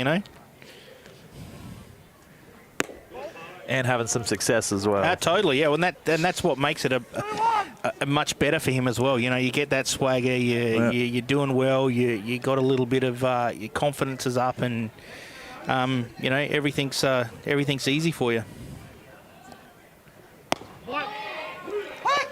Well, now it's a 2-strike approach for Partington. Little drop down there by Zane. Yeah. Sort of 3-quarter action with a little bit of side piece there. So he's got That's an intelligent head on the bump there. That's that 2-1 fastball count. He's like, no, I'm going to drop down and slip a slider in there on you. Partington, does he do enough? It drops in an awkward place, picked up by Suzuki, and he's going to hold onto the ball and throw it away. The Rays are going to tie this game up. Crazy. A chaotic play with a chaotic ending, and it's tied. There's just no need to throw the ball there. There's no play. You got runners, then you got bases loaded with no runs scored, and now you just give up a run for no reason. It makes no sense why you make that play. Is that going to just go down as that'll go down as a hit? It's an error, yeah, with the throwing error. The throwing error, but it'll go down as a infield hit. Just wrong place, wrong time for the defense for the Marlins. There's just no play there. It's just crazy. There's no need to make that play. And that's a tough play. Like, you don't practice that throw at second base. We don't need to make the throw. There's no throw. There's just no play there. It's just there's absolutely no reason to do that. Nobody over at first base. Yeah, Zane just got caught spectating on that one.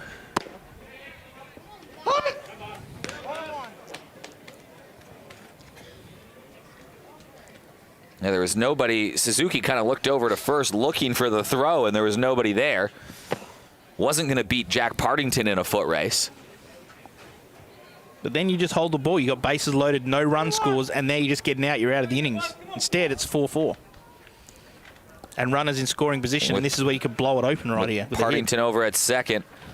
And Basnoy, who's already been good defensively tonight, can he do it with the bat now?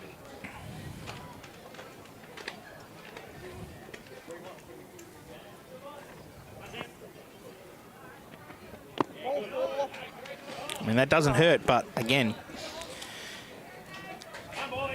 just makes it. You know, this can be even in a sec, or it can be over in a sec. Well, Liam Bull has hit the ball a long way before, hasn't he? He's got some power, Bully. You want to talk about long home runs seen at this ballpark? How about back in week 2 when he put it over the hill?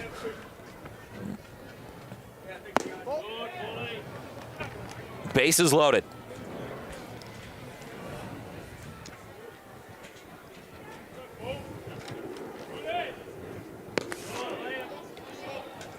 They've already scored a run by walking in the bases loaded.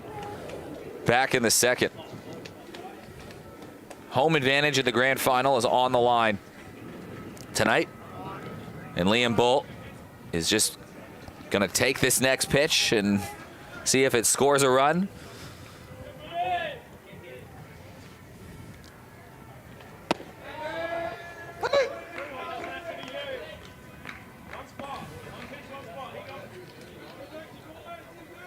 Marlins dugout trying to pump him up. A little dance going on the fence.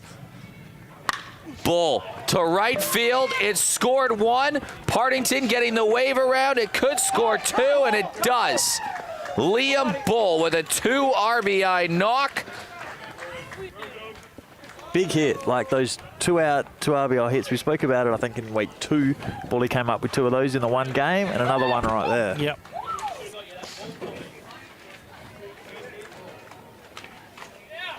That'll work.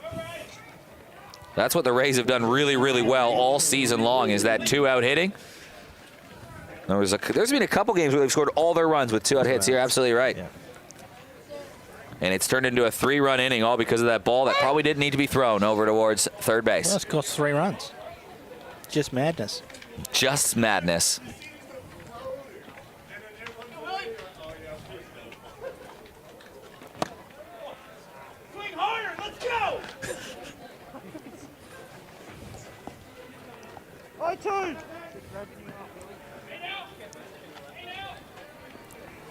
Wilson Lee trying to put his fingerprints on this one. Watches it drift away. 1-2. These games are 7 innings or 2 hours, whatever comes first. This game got underway at about 7:20, so still plenty of time. The Marlins were down 3-0, then they were up 4-0 or 4-3. Now they're down 6-3. So 3, then 4, then 3. Scored in blocks right now.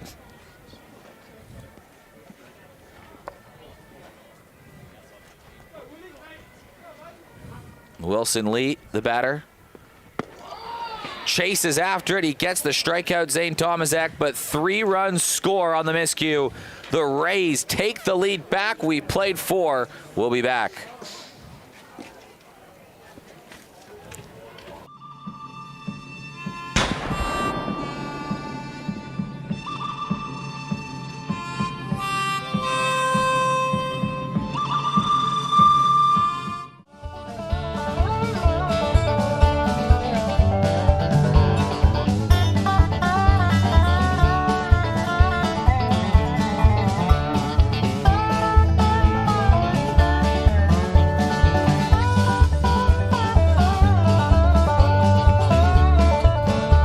Fresh and delicious. That's a cool ad. Have you ever hit a watermelon before? No. You would have seen it for you, right, though, when you're in the batter's box? Sometimes you see it like a watermelon, you do.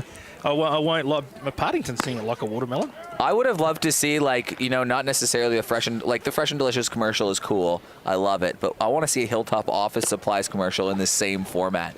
Just like go in there, the baseball bat. Bit of Office Space back in the day. Office, just, smashing up the photocopier. Yeah. Office Space styles. We could recreate the Office Space scene. Lose it. That'd be a lot of fun. Now, Fresh and Delicious, big partners of Super League now for a couple years in a couple different formations. So big thanks to these guys. No, wait, that's Citadel. I'm pointing the wrong way. There we are. Fresh and Delicious. 1 for 2. 1 for 2. That's Pretty okay. good. 500. That yeah. works. Jack Yeah. Partington styles. That's okay. That works. Jack Partington's 2 for 3 today. He's scored a run.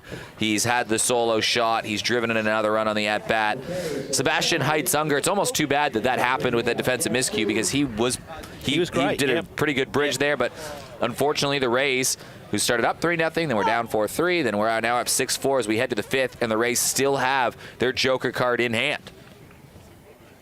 Jack Stead leads things off for the Marlins, still going against Nick Callahan, who is working lengthy as well. He's done a pretty good job for us. He's only 16 pitches in through his inning and 2/3, so he's done a fantastic job, and he's weathered a joker card in that as well. So those weren't even earned runs that he gave up in the inning and 2/3. Those were inherited ones. They were. Will Corticus went 2 1/3 in his start. I know that the Rays weren't flush with pitching at the start of this game, so if I told you at the start that you'd be only on your second pitcher into the 5th inning? Yeah, very, very happy with that. That one was a little bit outside.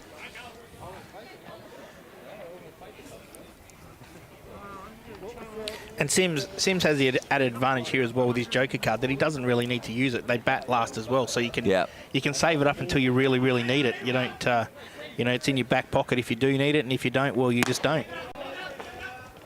Coming up in the lineup, they'll have Mason, Clavel, Vanderlyn, and Yanazawa and Hutton, and he might even try to go, depending. You're right, Dunny. If they can hold the Marlins at bay in this inning, you probably hold on to it. Yeah, you don't need to, Wait till you get to your top of your lineup again. It's a walk. That'll help.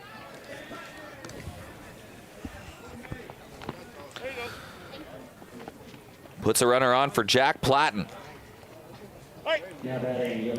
He reached on that bunt earlier. You should, because what that does is that ball instead of hitting a 6-0 and now base hit instead of Eric, can we get a temperature like it's 14 feels like 6, is it? Oh or is my it? goodness, it is so cold. My hands are cold. We had this last time we played, didn't we? We did. Marlins Rays. 12 feels like 3, something like that. It's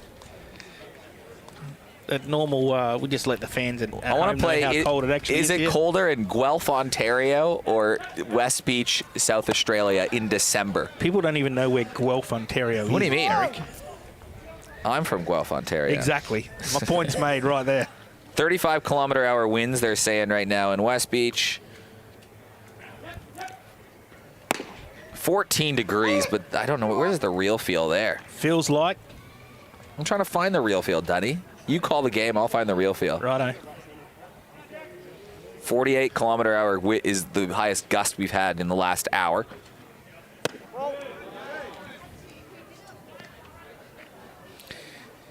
Three-1 here, sit dead red. Hopefully you get a nice fastball, hit it in a gap, and have runners at second and third with none out. That would be a good start for the Marlins in this top of the innings. We're at the real feel of 8. There you go. Oh, goodness. Jam to the right. Now time to look up the Guelph weather. Yeah, it's what, minus 15 or something? Okay, well, we were looking up this the other day in Guelph. It started off the day at 11 degrees Celsius, and by the end of the day, it was minus 14. What? How does it go down during the day? It gets colder. Oh, my God. It's minus 8 in Guelph right now. Yeah, let's stay at West Beach. Chopped over towards third. It's played, but was it called foul? No, it's called fair. Foul. It was called foul. Yeah, I thought so. Foul. Called foul. And it was a nice throw, too, from Really Liam good Bull. play, yeah. What? Have you got it? Oh, yeah, get it on. That's Michael Dunn talking let's to get some heat Yang. in here. We'll put the heater as far away from Michael Dunn as possible. Here's a look at the replay again, though. It's picked up. Yep, out of just foul. Well, I can't wait till this gets on camera and the Just the Thing shot. That's probably Yang's just makes put it really the hard heater. for me to see the game. Yang has just put the heater right in front. Literally, Danny's like, just move it closer to me. Move it closer. Right in front of Yang. I don't know if we have that on replay, Brandon. Do we have that? Can we have some marshmallows too? Jack Platten, though, still battling away. Full count. It's been a lengthy battle with Nick Callahan. This really putting his pitch count up. Hit over towards Bull. He's going to get another chance. He's going to get one at second. Turns 2. Yep, great play. Great turn by Koki. The second double play that's been initiated by Liam Bull over at third and Koki Yanazawa with a really good turn. Show us this, Chris Lawson. Yeah, hit on the nose at Bully, stayed down. And just on the money too, on the chest, made that easy turn for Koki there at second base. That's what you want, those good feeds. That'll be the end of the day for Nick Callahan, but 2 1/3 innings, no runs allowed. That's a really impressive pitching performance to back up the start from Will Corticus, who also had 2 1/3. Just did a fantastic job. Both the boys did. Came in here, 3 strikes tonight. You know, 4 2/3 down through 2 arms. It's a great result. Now Mason Clavel coming in. Like I said, he's been a little gem, little find in this league. Heavy fastball. Thanks, Yang, for the heater. Heavy fastball, and he's been breaking some bats. And on a cold night tonight, you wouldn't want to be in there facing Mace. Is that warm enough for you, Danny? I don't know about you guys, but I'm okay now. I think producer Brandon was calling for he's the one that has to use his hands to switch everything. He's pointing to us right now. He's wearing shorts. Yeah. We got to get this heater over to him. Get this man a heater. Mason Clavel on the mound. He has thrown actually quite a bit in the Super League competition this year, hasn't he? He has 2 outings, 3 innings, I believe. And like I said a second ago, just like a heavy fastball, really heavy fastball. Probably makes it easier that there's no one on base right now for him to start with. I think it makes it easier for anyone. Yeah. No one on base I think I'd like to pitch with no one on too, Eric. Me too. No, you don't want to see me pitch.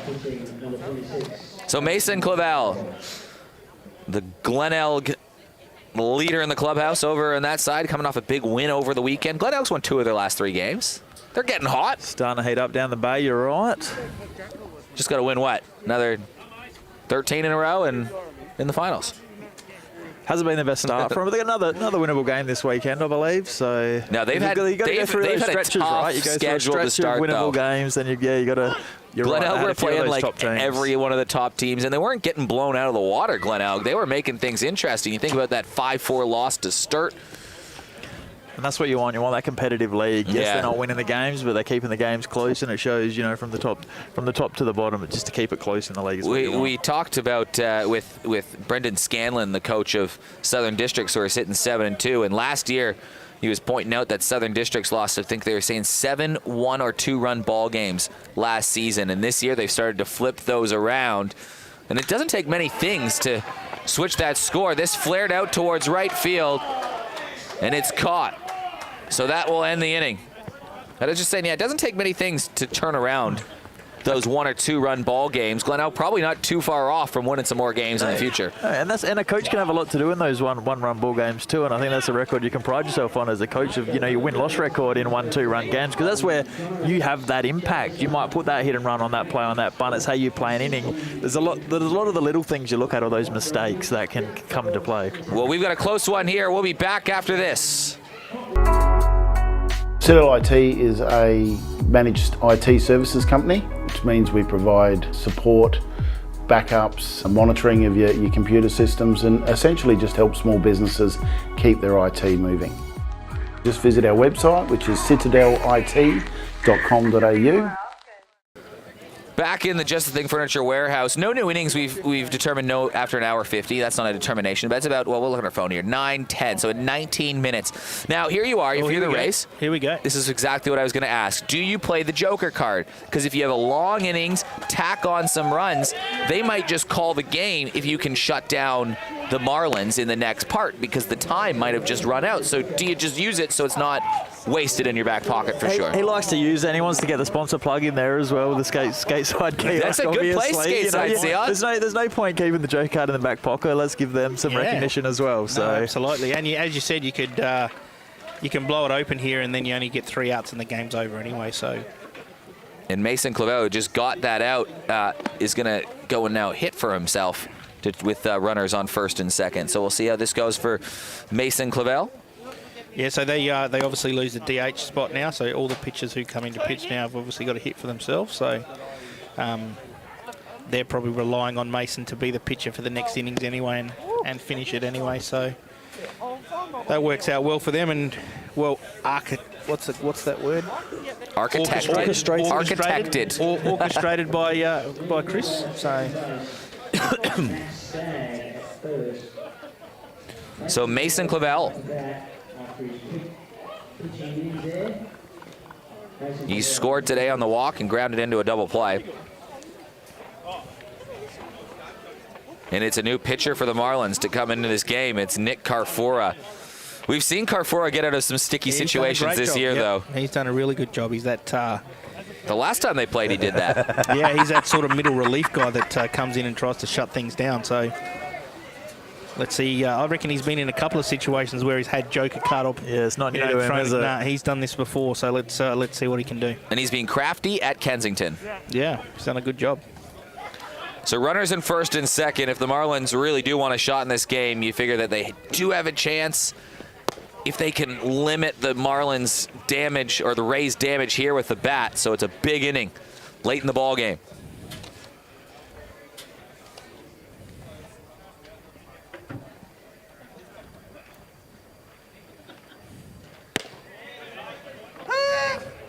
Gets the strike.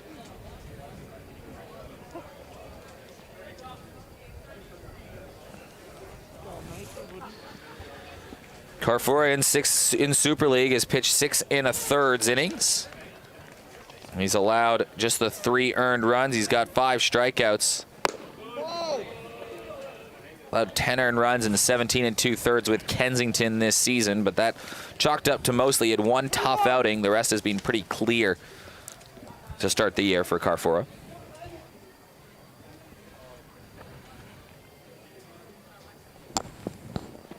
Clavel going for it, chops it foul.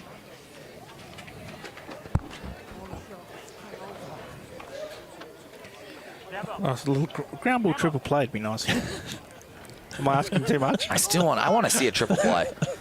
I'm asking too much, aren't I, Smokey? Hey, you got to have dreams in this world, kids. Dream of a ground ball triple play.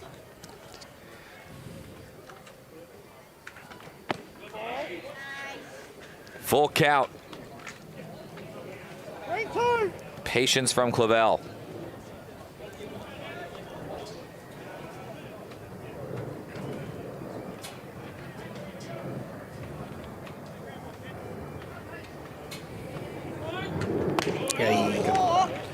So it's a walk and the bases are loaded. How many is that tonight, Eric? 6, 7? What are you after? 3 bases. Has to be 6 or 7 walks. 7 walks, I think. Yeah. And then there's also been a couple wild throws that have scored the errors that have cost them. So if you were doing the plus-minus free bases, it would probably be +3 or 4 in favor of the Rays overall on the day. Easily. Nathan Vanderlinden, bases loaded. The Marlins are going to have to clean that up if they want a chance in the grand final. Yeah, too many free bases tonight, that's for sure. That grand final coming in 2 weeks' time. That'll be a fun one to watch. Next week, the Giants are playing the SLBA All-Stars. Yeah, that should be good fun. The Women's All-Star game on beforehand. Yeah, and I can get back out on the grass. No commentating next week. It'll be a fun night. Put my shoes back on. 4 hours, 5 hours of baseball if you come down to West Beach. Hopefully, the early forecast is looking like it's going to be 32 degrees and sunny on there. So that means that it will be 6 degrees at West Beach. So that means absolutely nothing. But no, if that goes by any indication of what we've had recently, it could potentially be a beautiful night down here. Yeah. Get 400 or 500 people out here. Bring the kids down. Have a little throw around. The Giants players will be there before the game. If you want to have a catch with them, just run up and say good day. Players from interstate are flying in for this game. It should be a lot of fun, and it's a swing and a miss on Nathan Vanderlinden with bases loaded. So that was a big one because it puts the double play ball into effect now, doesn't it? Yeah, that one hurts. You want to find a way to put the ball in play and use your speed there. And Carfora just climbed the ladder on that one and got him to chase. Yeah, tip your cap to the pitcher. It was a good pitch. Did a good job. So Koki Yanazawa, he is 2 for 2 on the day. He had that perfectly placed bunt that helped open the floodgates back in the second inning. And that one gets away from Gallagher. He's lost it at his feet. It's another free base. It's 2 runners in scoring position, and importantly, a run scores, and it's 7-4. Another free base. 3 free bases right there in 1 miscue. And 1 run. Not a lot of earned tonight, is there? Not a lot of earned.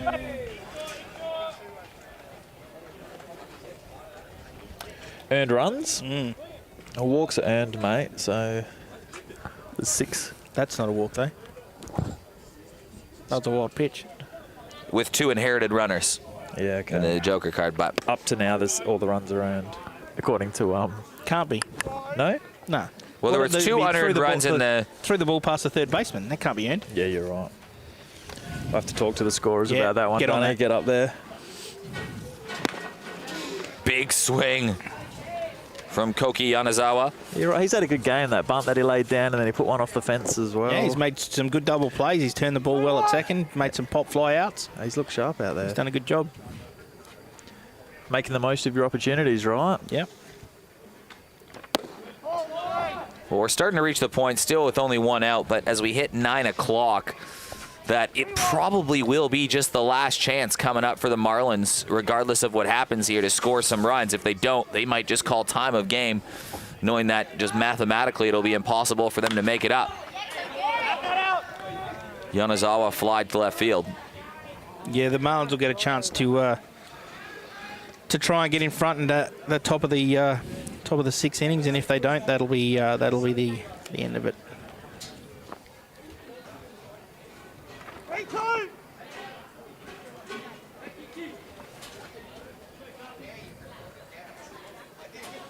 Pinch hitter on deck with Cesar Perez looking like he's going to come in and have an at-bat as well. Yeah, why not? With runners on base, he's hit 5 home runs in the local competition. He can get a hold of it.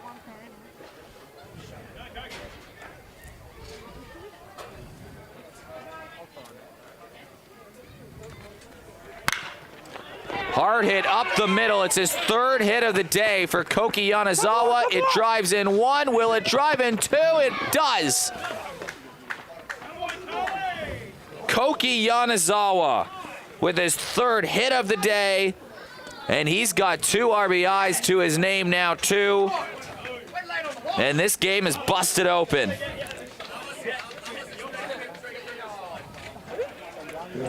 Have a day. Make the most of your opportunity. Yeah, great job, Koki.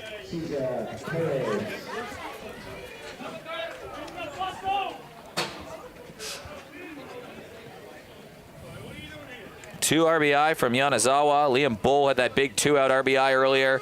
Jack Partington with 2 RBIs. He had the home run, and now Cesar Perez up to bat with a runner on in place of Huttonen.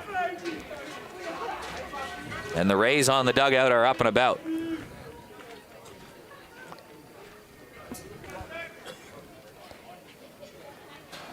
Rays and Marlins will play again in 2 weeks for the title of Super League champion. Rays didn't win a game until the last one of the season last year, and they've won 4 of 5 entering this one. The Marlins are the defending champions. Rays, though, will be looking for someone to fill the right field spot as Jasper Clark, who has been probably that top number 9 hitter, even though he's definitely not a number 9 hitter in local club ball. He's been excellent as Perez strikes out. But they'll be looking to replace his bat somehow in the grand final. He's out hurt with a wrist injury that occurred in that game on the weekend versus Sturt. So got to find who that right fielder is going to be. Yeah, you're right. It's a big out. You feel for the kid, Jasper. He's getting up and about. Things are sort of going his way, and they're not at the minute, unfortunately. But you're right. We've got to fill that spot. And there's a few guys pushing for that, and they've got their opportunity tonight. Willie Lee out there, Koki. And making things happen. Yanazawa slides in there with a stolen base. So Yanazawa 3 for 3 with a stolen base, 2 RBIs. So there's a few guys. I think a few guys in the mix to fill that right field spot come grand final week. Willie Lee back, of course. Mason Clavel hasn't been in the lineup all the time either. There's a lot of players. You're right. Yeah, we're blessed with the depth from that aspect. If one guy's out, we put another guy in, and they're pretty good players in the local league. Oh. Barry checks swing, foul. So 2 outs on the board, but a 5-run deficit the Marlins are going to face. Pitching has been good for the Rays today, too. 2 guys have gone 2 1/3 innings.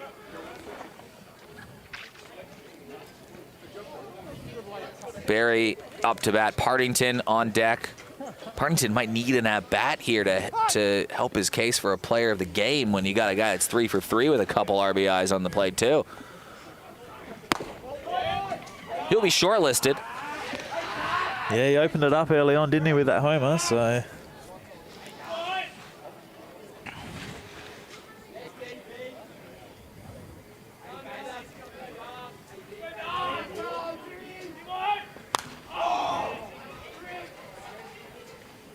Barry stays alive.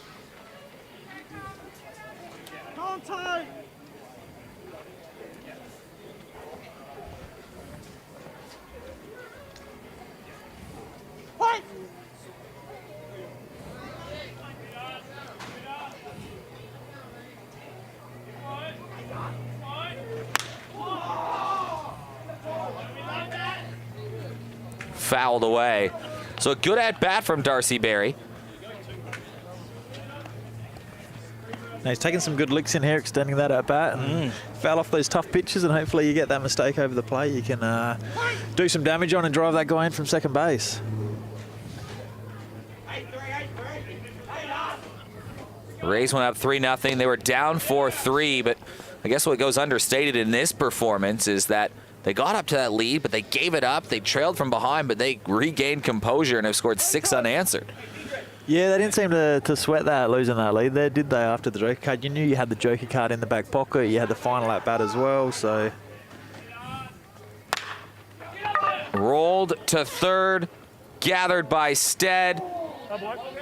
Makes the play, and they get the out. And we'll get one more inning of play. But the Marlins are going to head to the 6th. They need to score 5 to extend. We'll see you on the other side. Here at Just a Thing Furniture, we offer quality, factory direct furniture at wholesale prices. From wall clocks, prints and lamps to couches, beds, rugs and outdoor furniture. We make furniture affordable, where you save up to 80% on retail, offering you the finest furniture at discount prices. When you buy from us, you won't wait months for your new furniture. Everything you see is ready for immediate delivery, and mention Super League Baseball and we'll deliver it for free. We pride ourselves on customer service, and our team works tirelessly to offer our customers on-trend furniture at heavily discounted prices. Visit our huge warehouse in Beverley, open 7 days a week, or jump online to check out our latest deals at www.justthethingfurniture.com. Back inside the Just a Thing Furniture warehouse, Mason Clavel heading back on the mound. He's going for his second out. It's been a very good pitching performance from the Rays. They're up 9-4, and they are 3 outs away from becoming minor premiers by a mile in this double points round with 4 points. They would be well up on the leaderboard. Yes, it would be nice, but that's not what matters. At the end of the day, exactly. Right? It's what matters in 2 weeks' time. Yeah. It's what the Marlins did last year, right? They were below 500 in the regular season, or at 500 in the regular season, to still win the championship because they won the game that matters. When it counts. That's all that matters. No, it's a very close competition. We've actually had some wild games this season, haven't we? I'm trying to pull up. There we are. There are the scores. Started off the season with a back and forth 9-7 game. There was an 8-7 game on the first week, then 5-4, 11-9, 9-8, 7-4. Most of these games, all but one of these games, have actually had the tying run at the plate at some point in that last inning. Even when there's been down by 3, that feels like there's been guys that have got on base. So anything can happen. There's still 5 runs to go, but it shows how close the competition has been. Oh, absolutely, and that's what happens when you bring the best players out of all of the clubs. You expect the competition to be even. That's just how it is. It's there's a string of good players around the league from all clubs that when they all get put together make a pretty consistent, strong side. So and all 3 of the teams in the competition have that through pitching to defensive guys and guys that can hit. So it's always going to be close. You don't get a lot of blowouts in this type of competition. What's going on here? A bit of a conference. That's Coach Tam Harkin out talking to the umpires. I think Max Stagg I saw run out on the field somewhere. He's playing first base, Max Stagg. What do you got on what's going on down there, Alex? I'll track to Tam in just a second, find out. Hang on. Alex Meldrum will be on it. She's going to talk to Tam, find out what's going on. All I know is we're nice and warm in here now. Play a little longer. Now, this will be the final inning. Marlins need 5.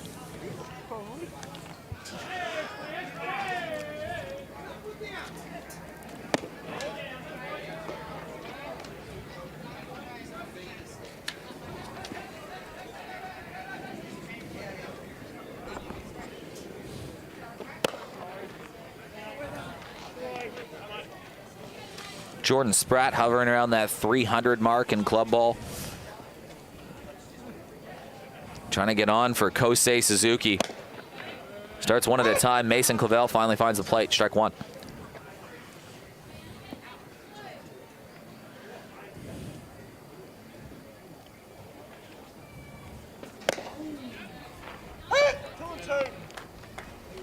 It's a hard pitch, just painting the outside corner there. Bit of tail back over the plate. He could be one of those guys that you see convert more and more into a pitcher over the next few years. Mason Clavel, obviously kind of brought up as a catcher, but a good hit from Spratt. Oh, just gets over. Max Stagg reaching for it. So here come the Marlins saying not quite dead yet. They'll need to string together a few more hits, but they've got a runner aboard, and that top of the lineup can now try to do some work. Yeah, it gets us back to the top now, and need about 7 or 8 back-to-backs, and we can make a game of this. Well, I think you did it week 1, didn't you? We did do it week 1. Came out of nowhere week 1. Yeah, no, you're right. Suzuki chops at that. That goes foul. How's that heater going for you, Dunny? Is that all right? It's Are you not bad. toasty? Yeah, it's not I think bad. the wind's turned. You're hogging it.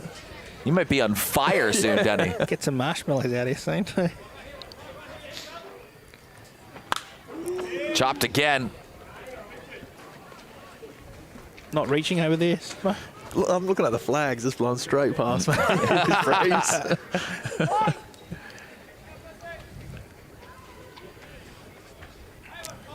It's all right. Don't need it anyway. Suzuki jammed a little bit. Runner off the bag, but gonna be safe at first. And Max Stagg, he's in the game now, and he's having some fun with it. He's a fun character, Max Stagg, isn't he? Yeah, he's a good kid. He thought he had him, didn't he? Let's have a look. Expression hasn't said it all. JSR Plumbing replay. Just Mason, just off the fist again, tying him up. Darcy Berry throwing to his former teammate. Ooh, that was close. Oh. Max is like a test cricketer there, like that was out. He was watching the Ashes today. He was. There were a few, I'll just call them cricket outs, because I refuse to say wicket. But there were a few cricket outs early on in the Ashes today. There was. There was. Outside. 2-0 count. I'm not sure, but I reckon it just went 5 degrees cooler. What, the wind changed direction on the heater down over there? Or? Yeah, the heat's going that way now. It's not even getting How's it. the service Michael Dunn gets at Baseball SA here? Remember that one week where last cold one, we were sitting here and he gets a coffee brought to him, I don't know, and we're like, going to get what? anything. And today he gets a heater brought to him. It's crazy, isn't it? I heard the grand final he's got a foot massage lined right up. next to him as well, that heater. Unbelievable. You know what? It is believable. That's the problem. Yeah, that's all right. Oh, we'll all be looked after grand final night. You wait. King Dunn going to be spending that big paycheck on us or something there, Dunny? Jeez, big paycheck. I need to get some more people buying Hilltop office furniture stuff to get that big paycheck. Full count to Campbell. Swings through it. Mason Clavel with the strikeout. And they're 1 out away. Now that's a tough at bat to dig in there on. 2-2's got a fastball buzzing by his chin. Yeah. And then he goes down and paints low at the knees away. Yeah.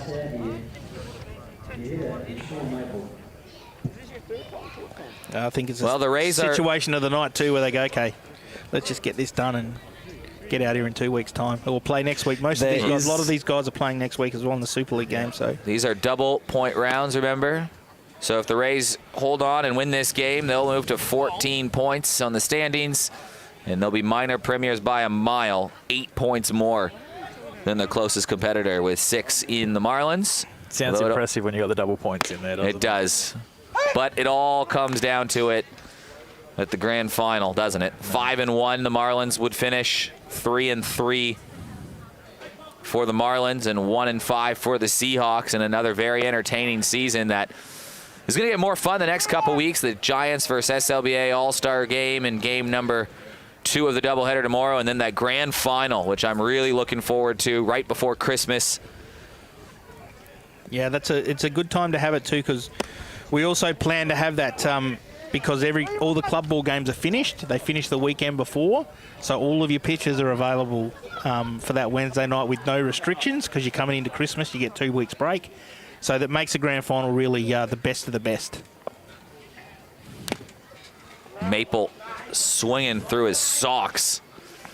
Brings the count full, so down to the final strike. 2 1/3 by Corticus, 2 1/3 by Callahan. An inning so far from Mason Clavel. It's been very efficient pitching the last couple weeks for the Rays. I think they've only used 5 or 6 pitches the last 2 games combined. It's been the story of our season for the most part, yeah. Clavel, full count. Got him! A fitting way to end the season for the Rays. They'll finish top of the standings in the minor rounds and head into the grand final with that last bat. A very impressive performance from the Rays, very in line with what they've done all year. I reckon our Bendigo Bank player of the game is going to be 3 for 3 man, Koki Yanazawa. He's got my vote. Yep, mine too. Mine too. But gentlemen, thoughts? Hey, great game. Happy to get the win, but it doesn't matter right now. Clean slate. Look forward to the grand final. We'll be ready to come. Yeah, we'll put that one behind us, and it'll all matter. Matters in 2 weeks' time when we face each other again with both of our best lineups out there. Good pitching, good hitting, and good defense. And I expect a really close grand final in a couple of weeks' time. And we look forward to next week with the Super League game against the Giants as well. So, good couple of weeks of baseball coming up. So, tune in or get down here and support the local baseball and the Giants in their off season with not playing because of COVID this year. And what a turnaround though for the Rays from last season with only the 1 win, this year with only the 1 loss, but a very youthful, fun, and exuberant team. You're right. You can tell they're having fun. You could hear them all game chirping in the dugout in a positive way. Geeing each other up, which is what you want to see, and it's contagious. They're having fun playing baseball. So we'll go down shortly as Koki Yanazawa is going to be named the Bendigo Bank player of the game. I'm sure he'll be very excited for this as we're going to throw it down to Alex Meldrum with Koki right now. You hear, so 3 for 3 and a few double plays at second base today. How are you feeling about today's game? Very good. Good, yeah. Congratulations, because you are the Bendigo Bank player of the game. Well done. And are you guys excited to be playing in the grand final in 2 weeks? Yeah. Guys, I've been not playing Super League for like a few weeks, so I'm excited about that, but yeah. All right, thanks very much. Good for Koki. Good job, that Koki. is awesome. That is really hard to do when you don't speak English. You're a young kid, but he summed it up. I haven't been playing Super League for a few weeks, so it was good to get at bats. And every at bat, you got to hit. And listen to the Rays get around him. I think you could read between the lines there that he said, Chris Lawson, try and keep me out of the lineup. Yeah, that put might me have been in, a coach. conversation in there somewhere. Yeah. Well, push the discussion right that there. will do it for us from the Just the Thing commentary booth. On behalf of everybody here, everybody at Spacequake Sports, Alex Meldrum on the field, Chris Lawson, and Michael Dunn in the commentary booth. Of course, producer Brandon. Getting it done again, producer Brandon. Didn't have the replay of the Payne throwing the ball back, which is what we really wanted, but did a pretty good job other than that. Maybe next time wear some pants and you want the real MVP. So on behalf of everybody, thanks for tuning in. We'll see you next week for a big week of baseball.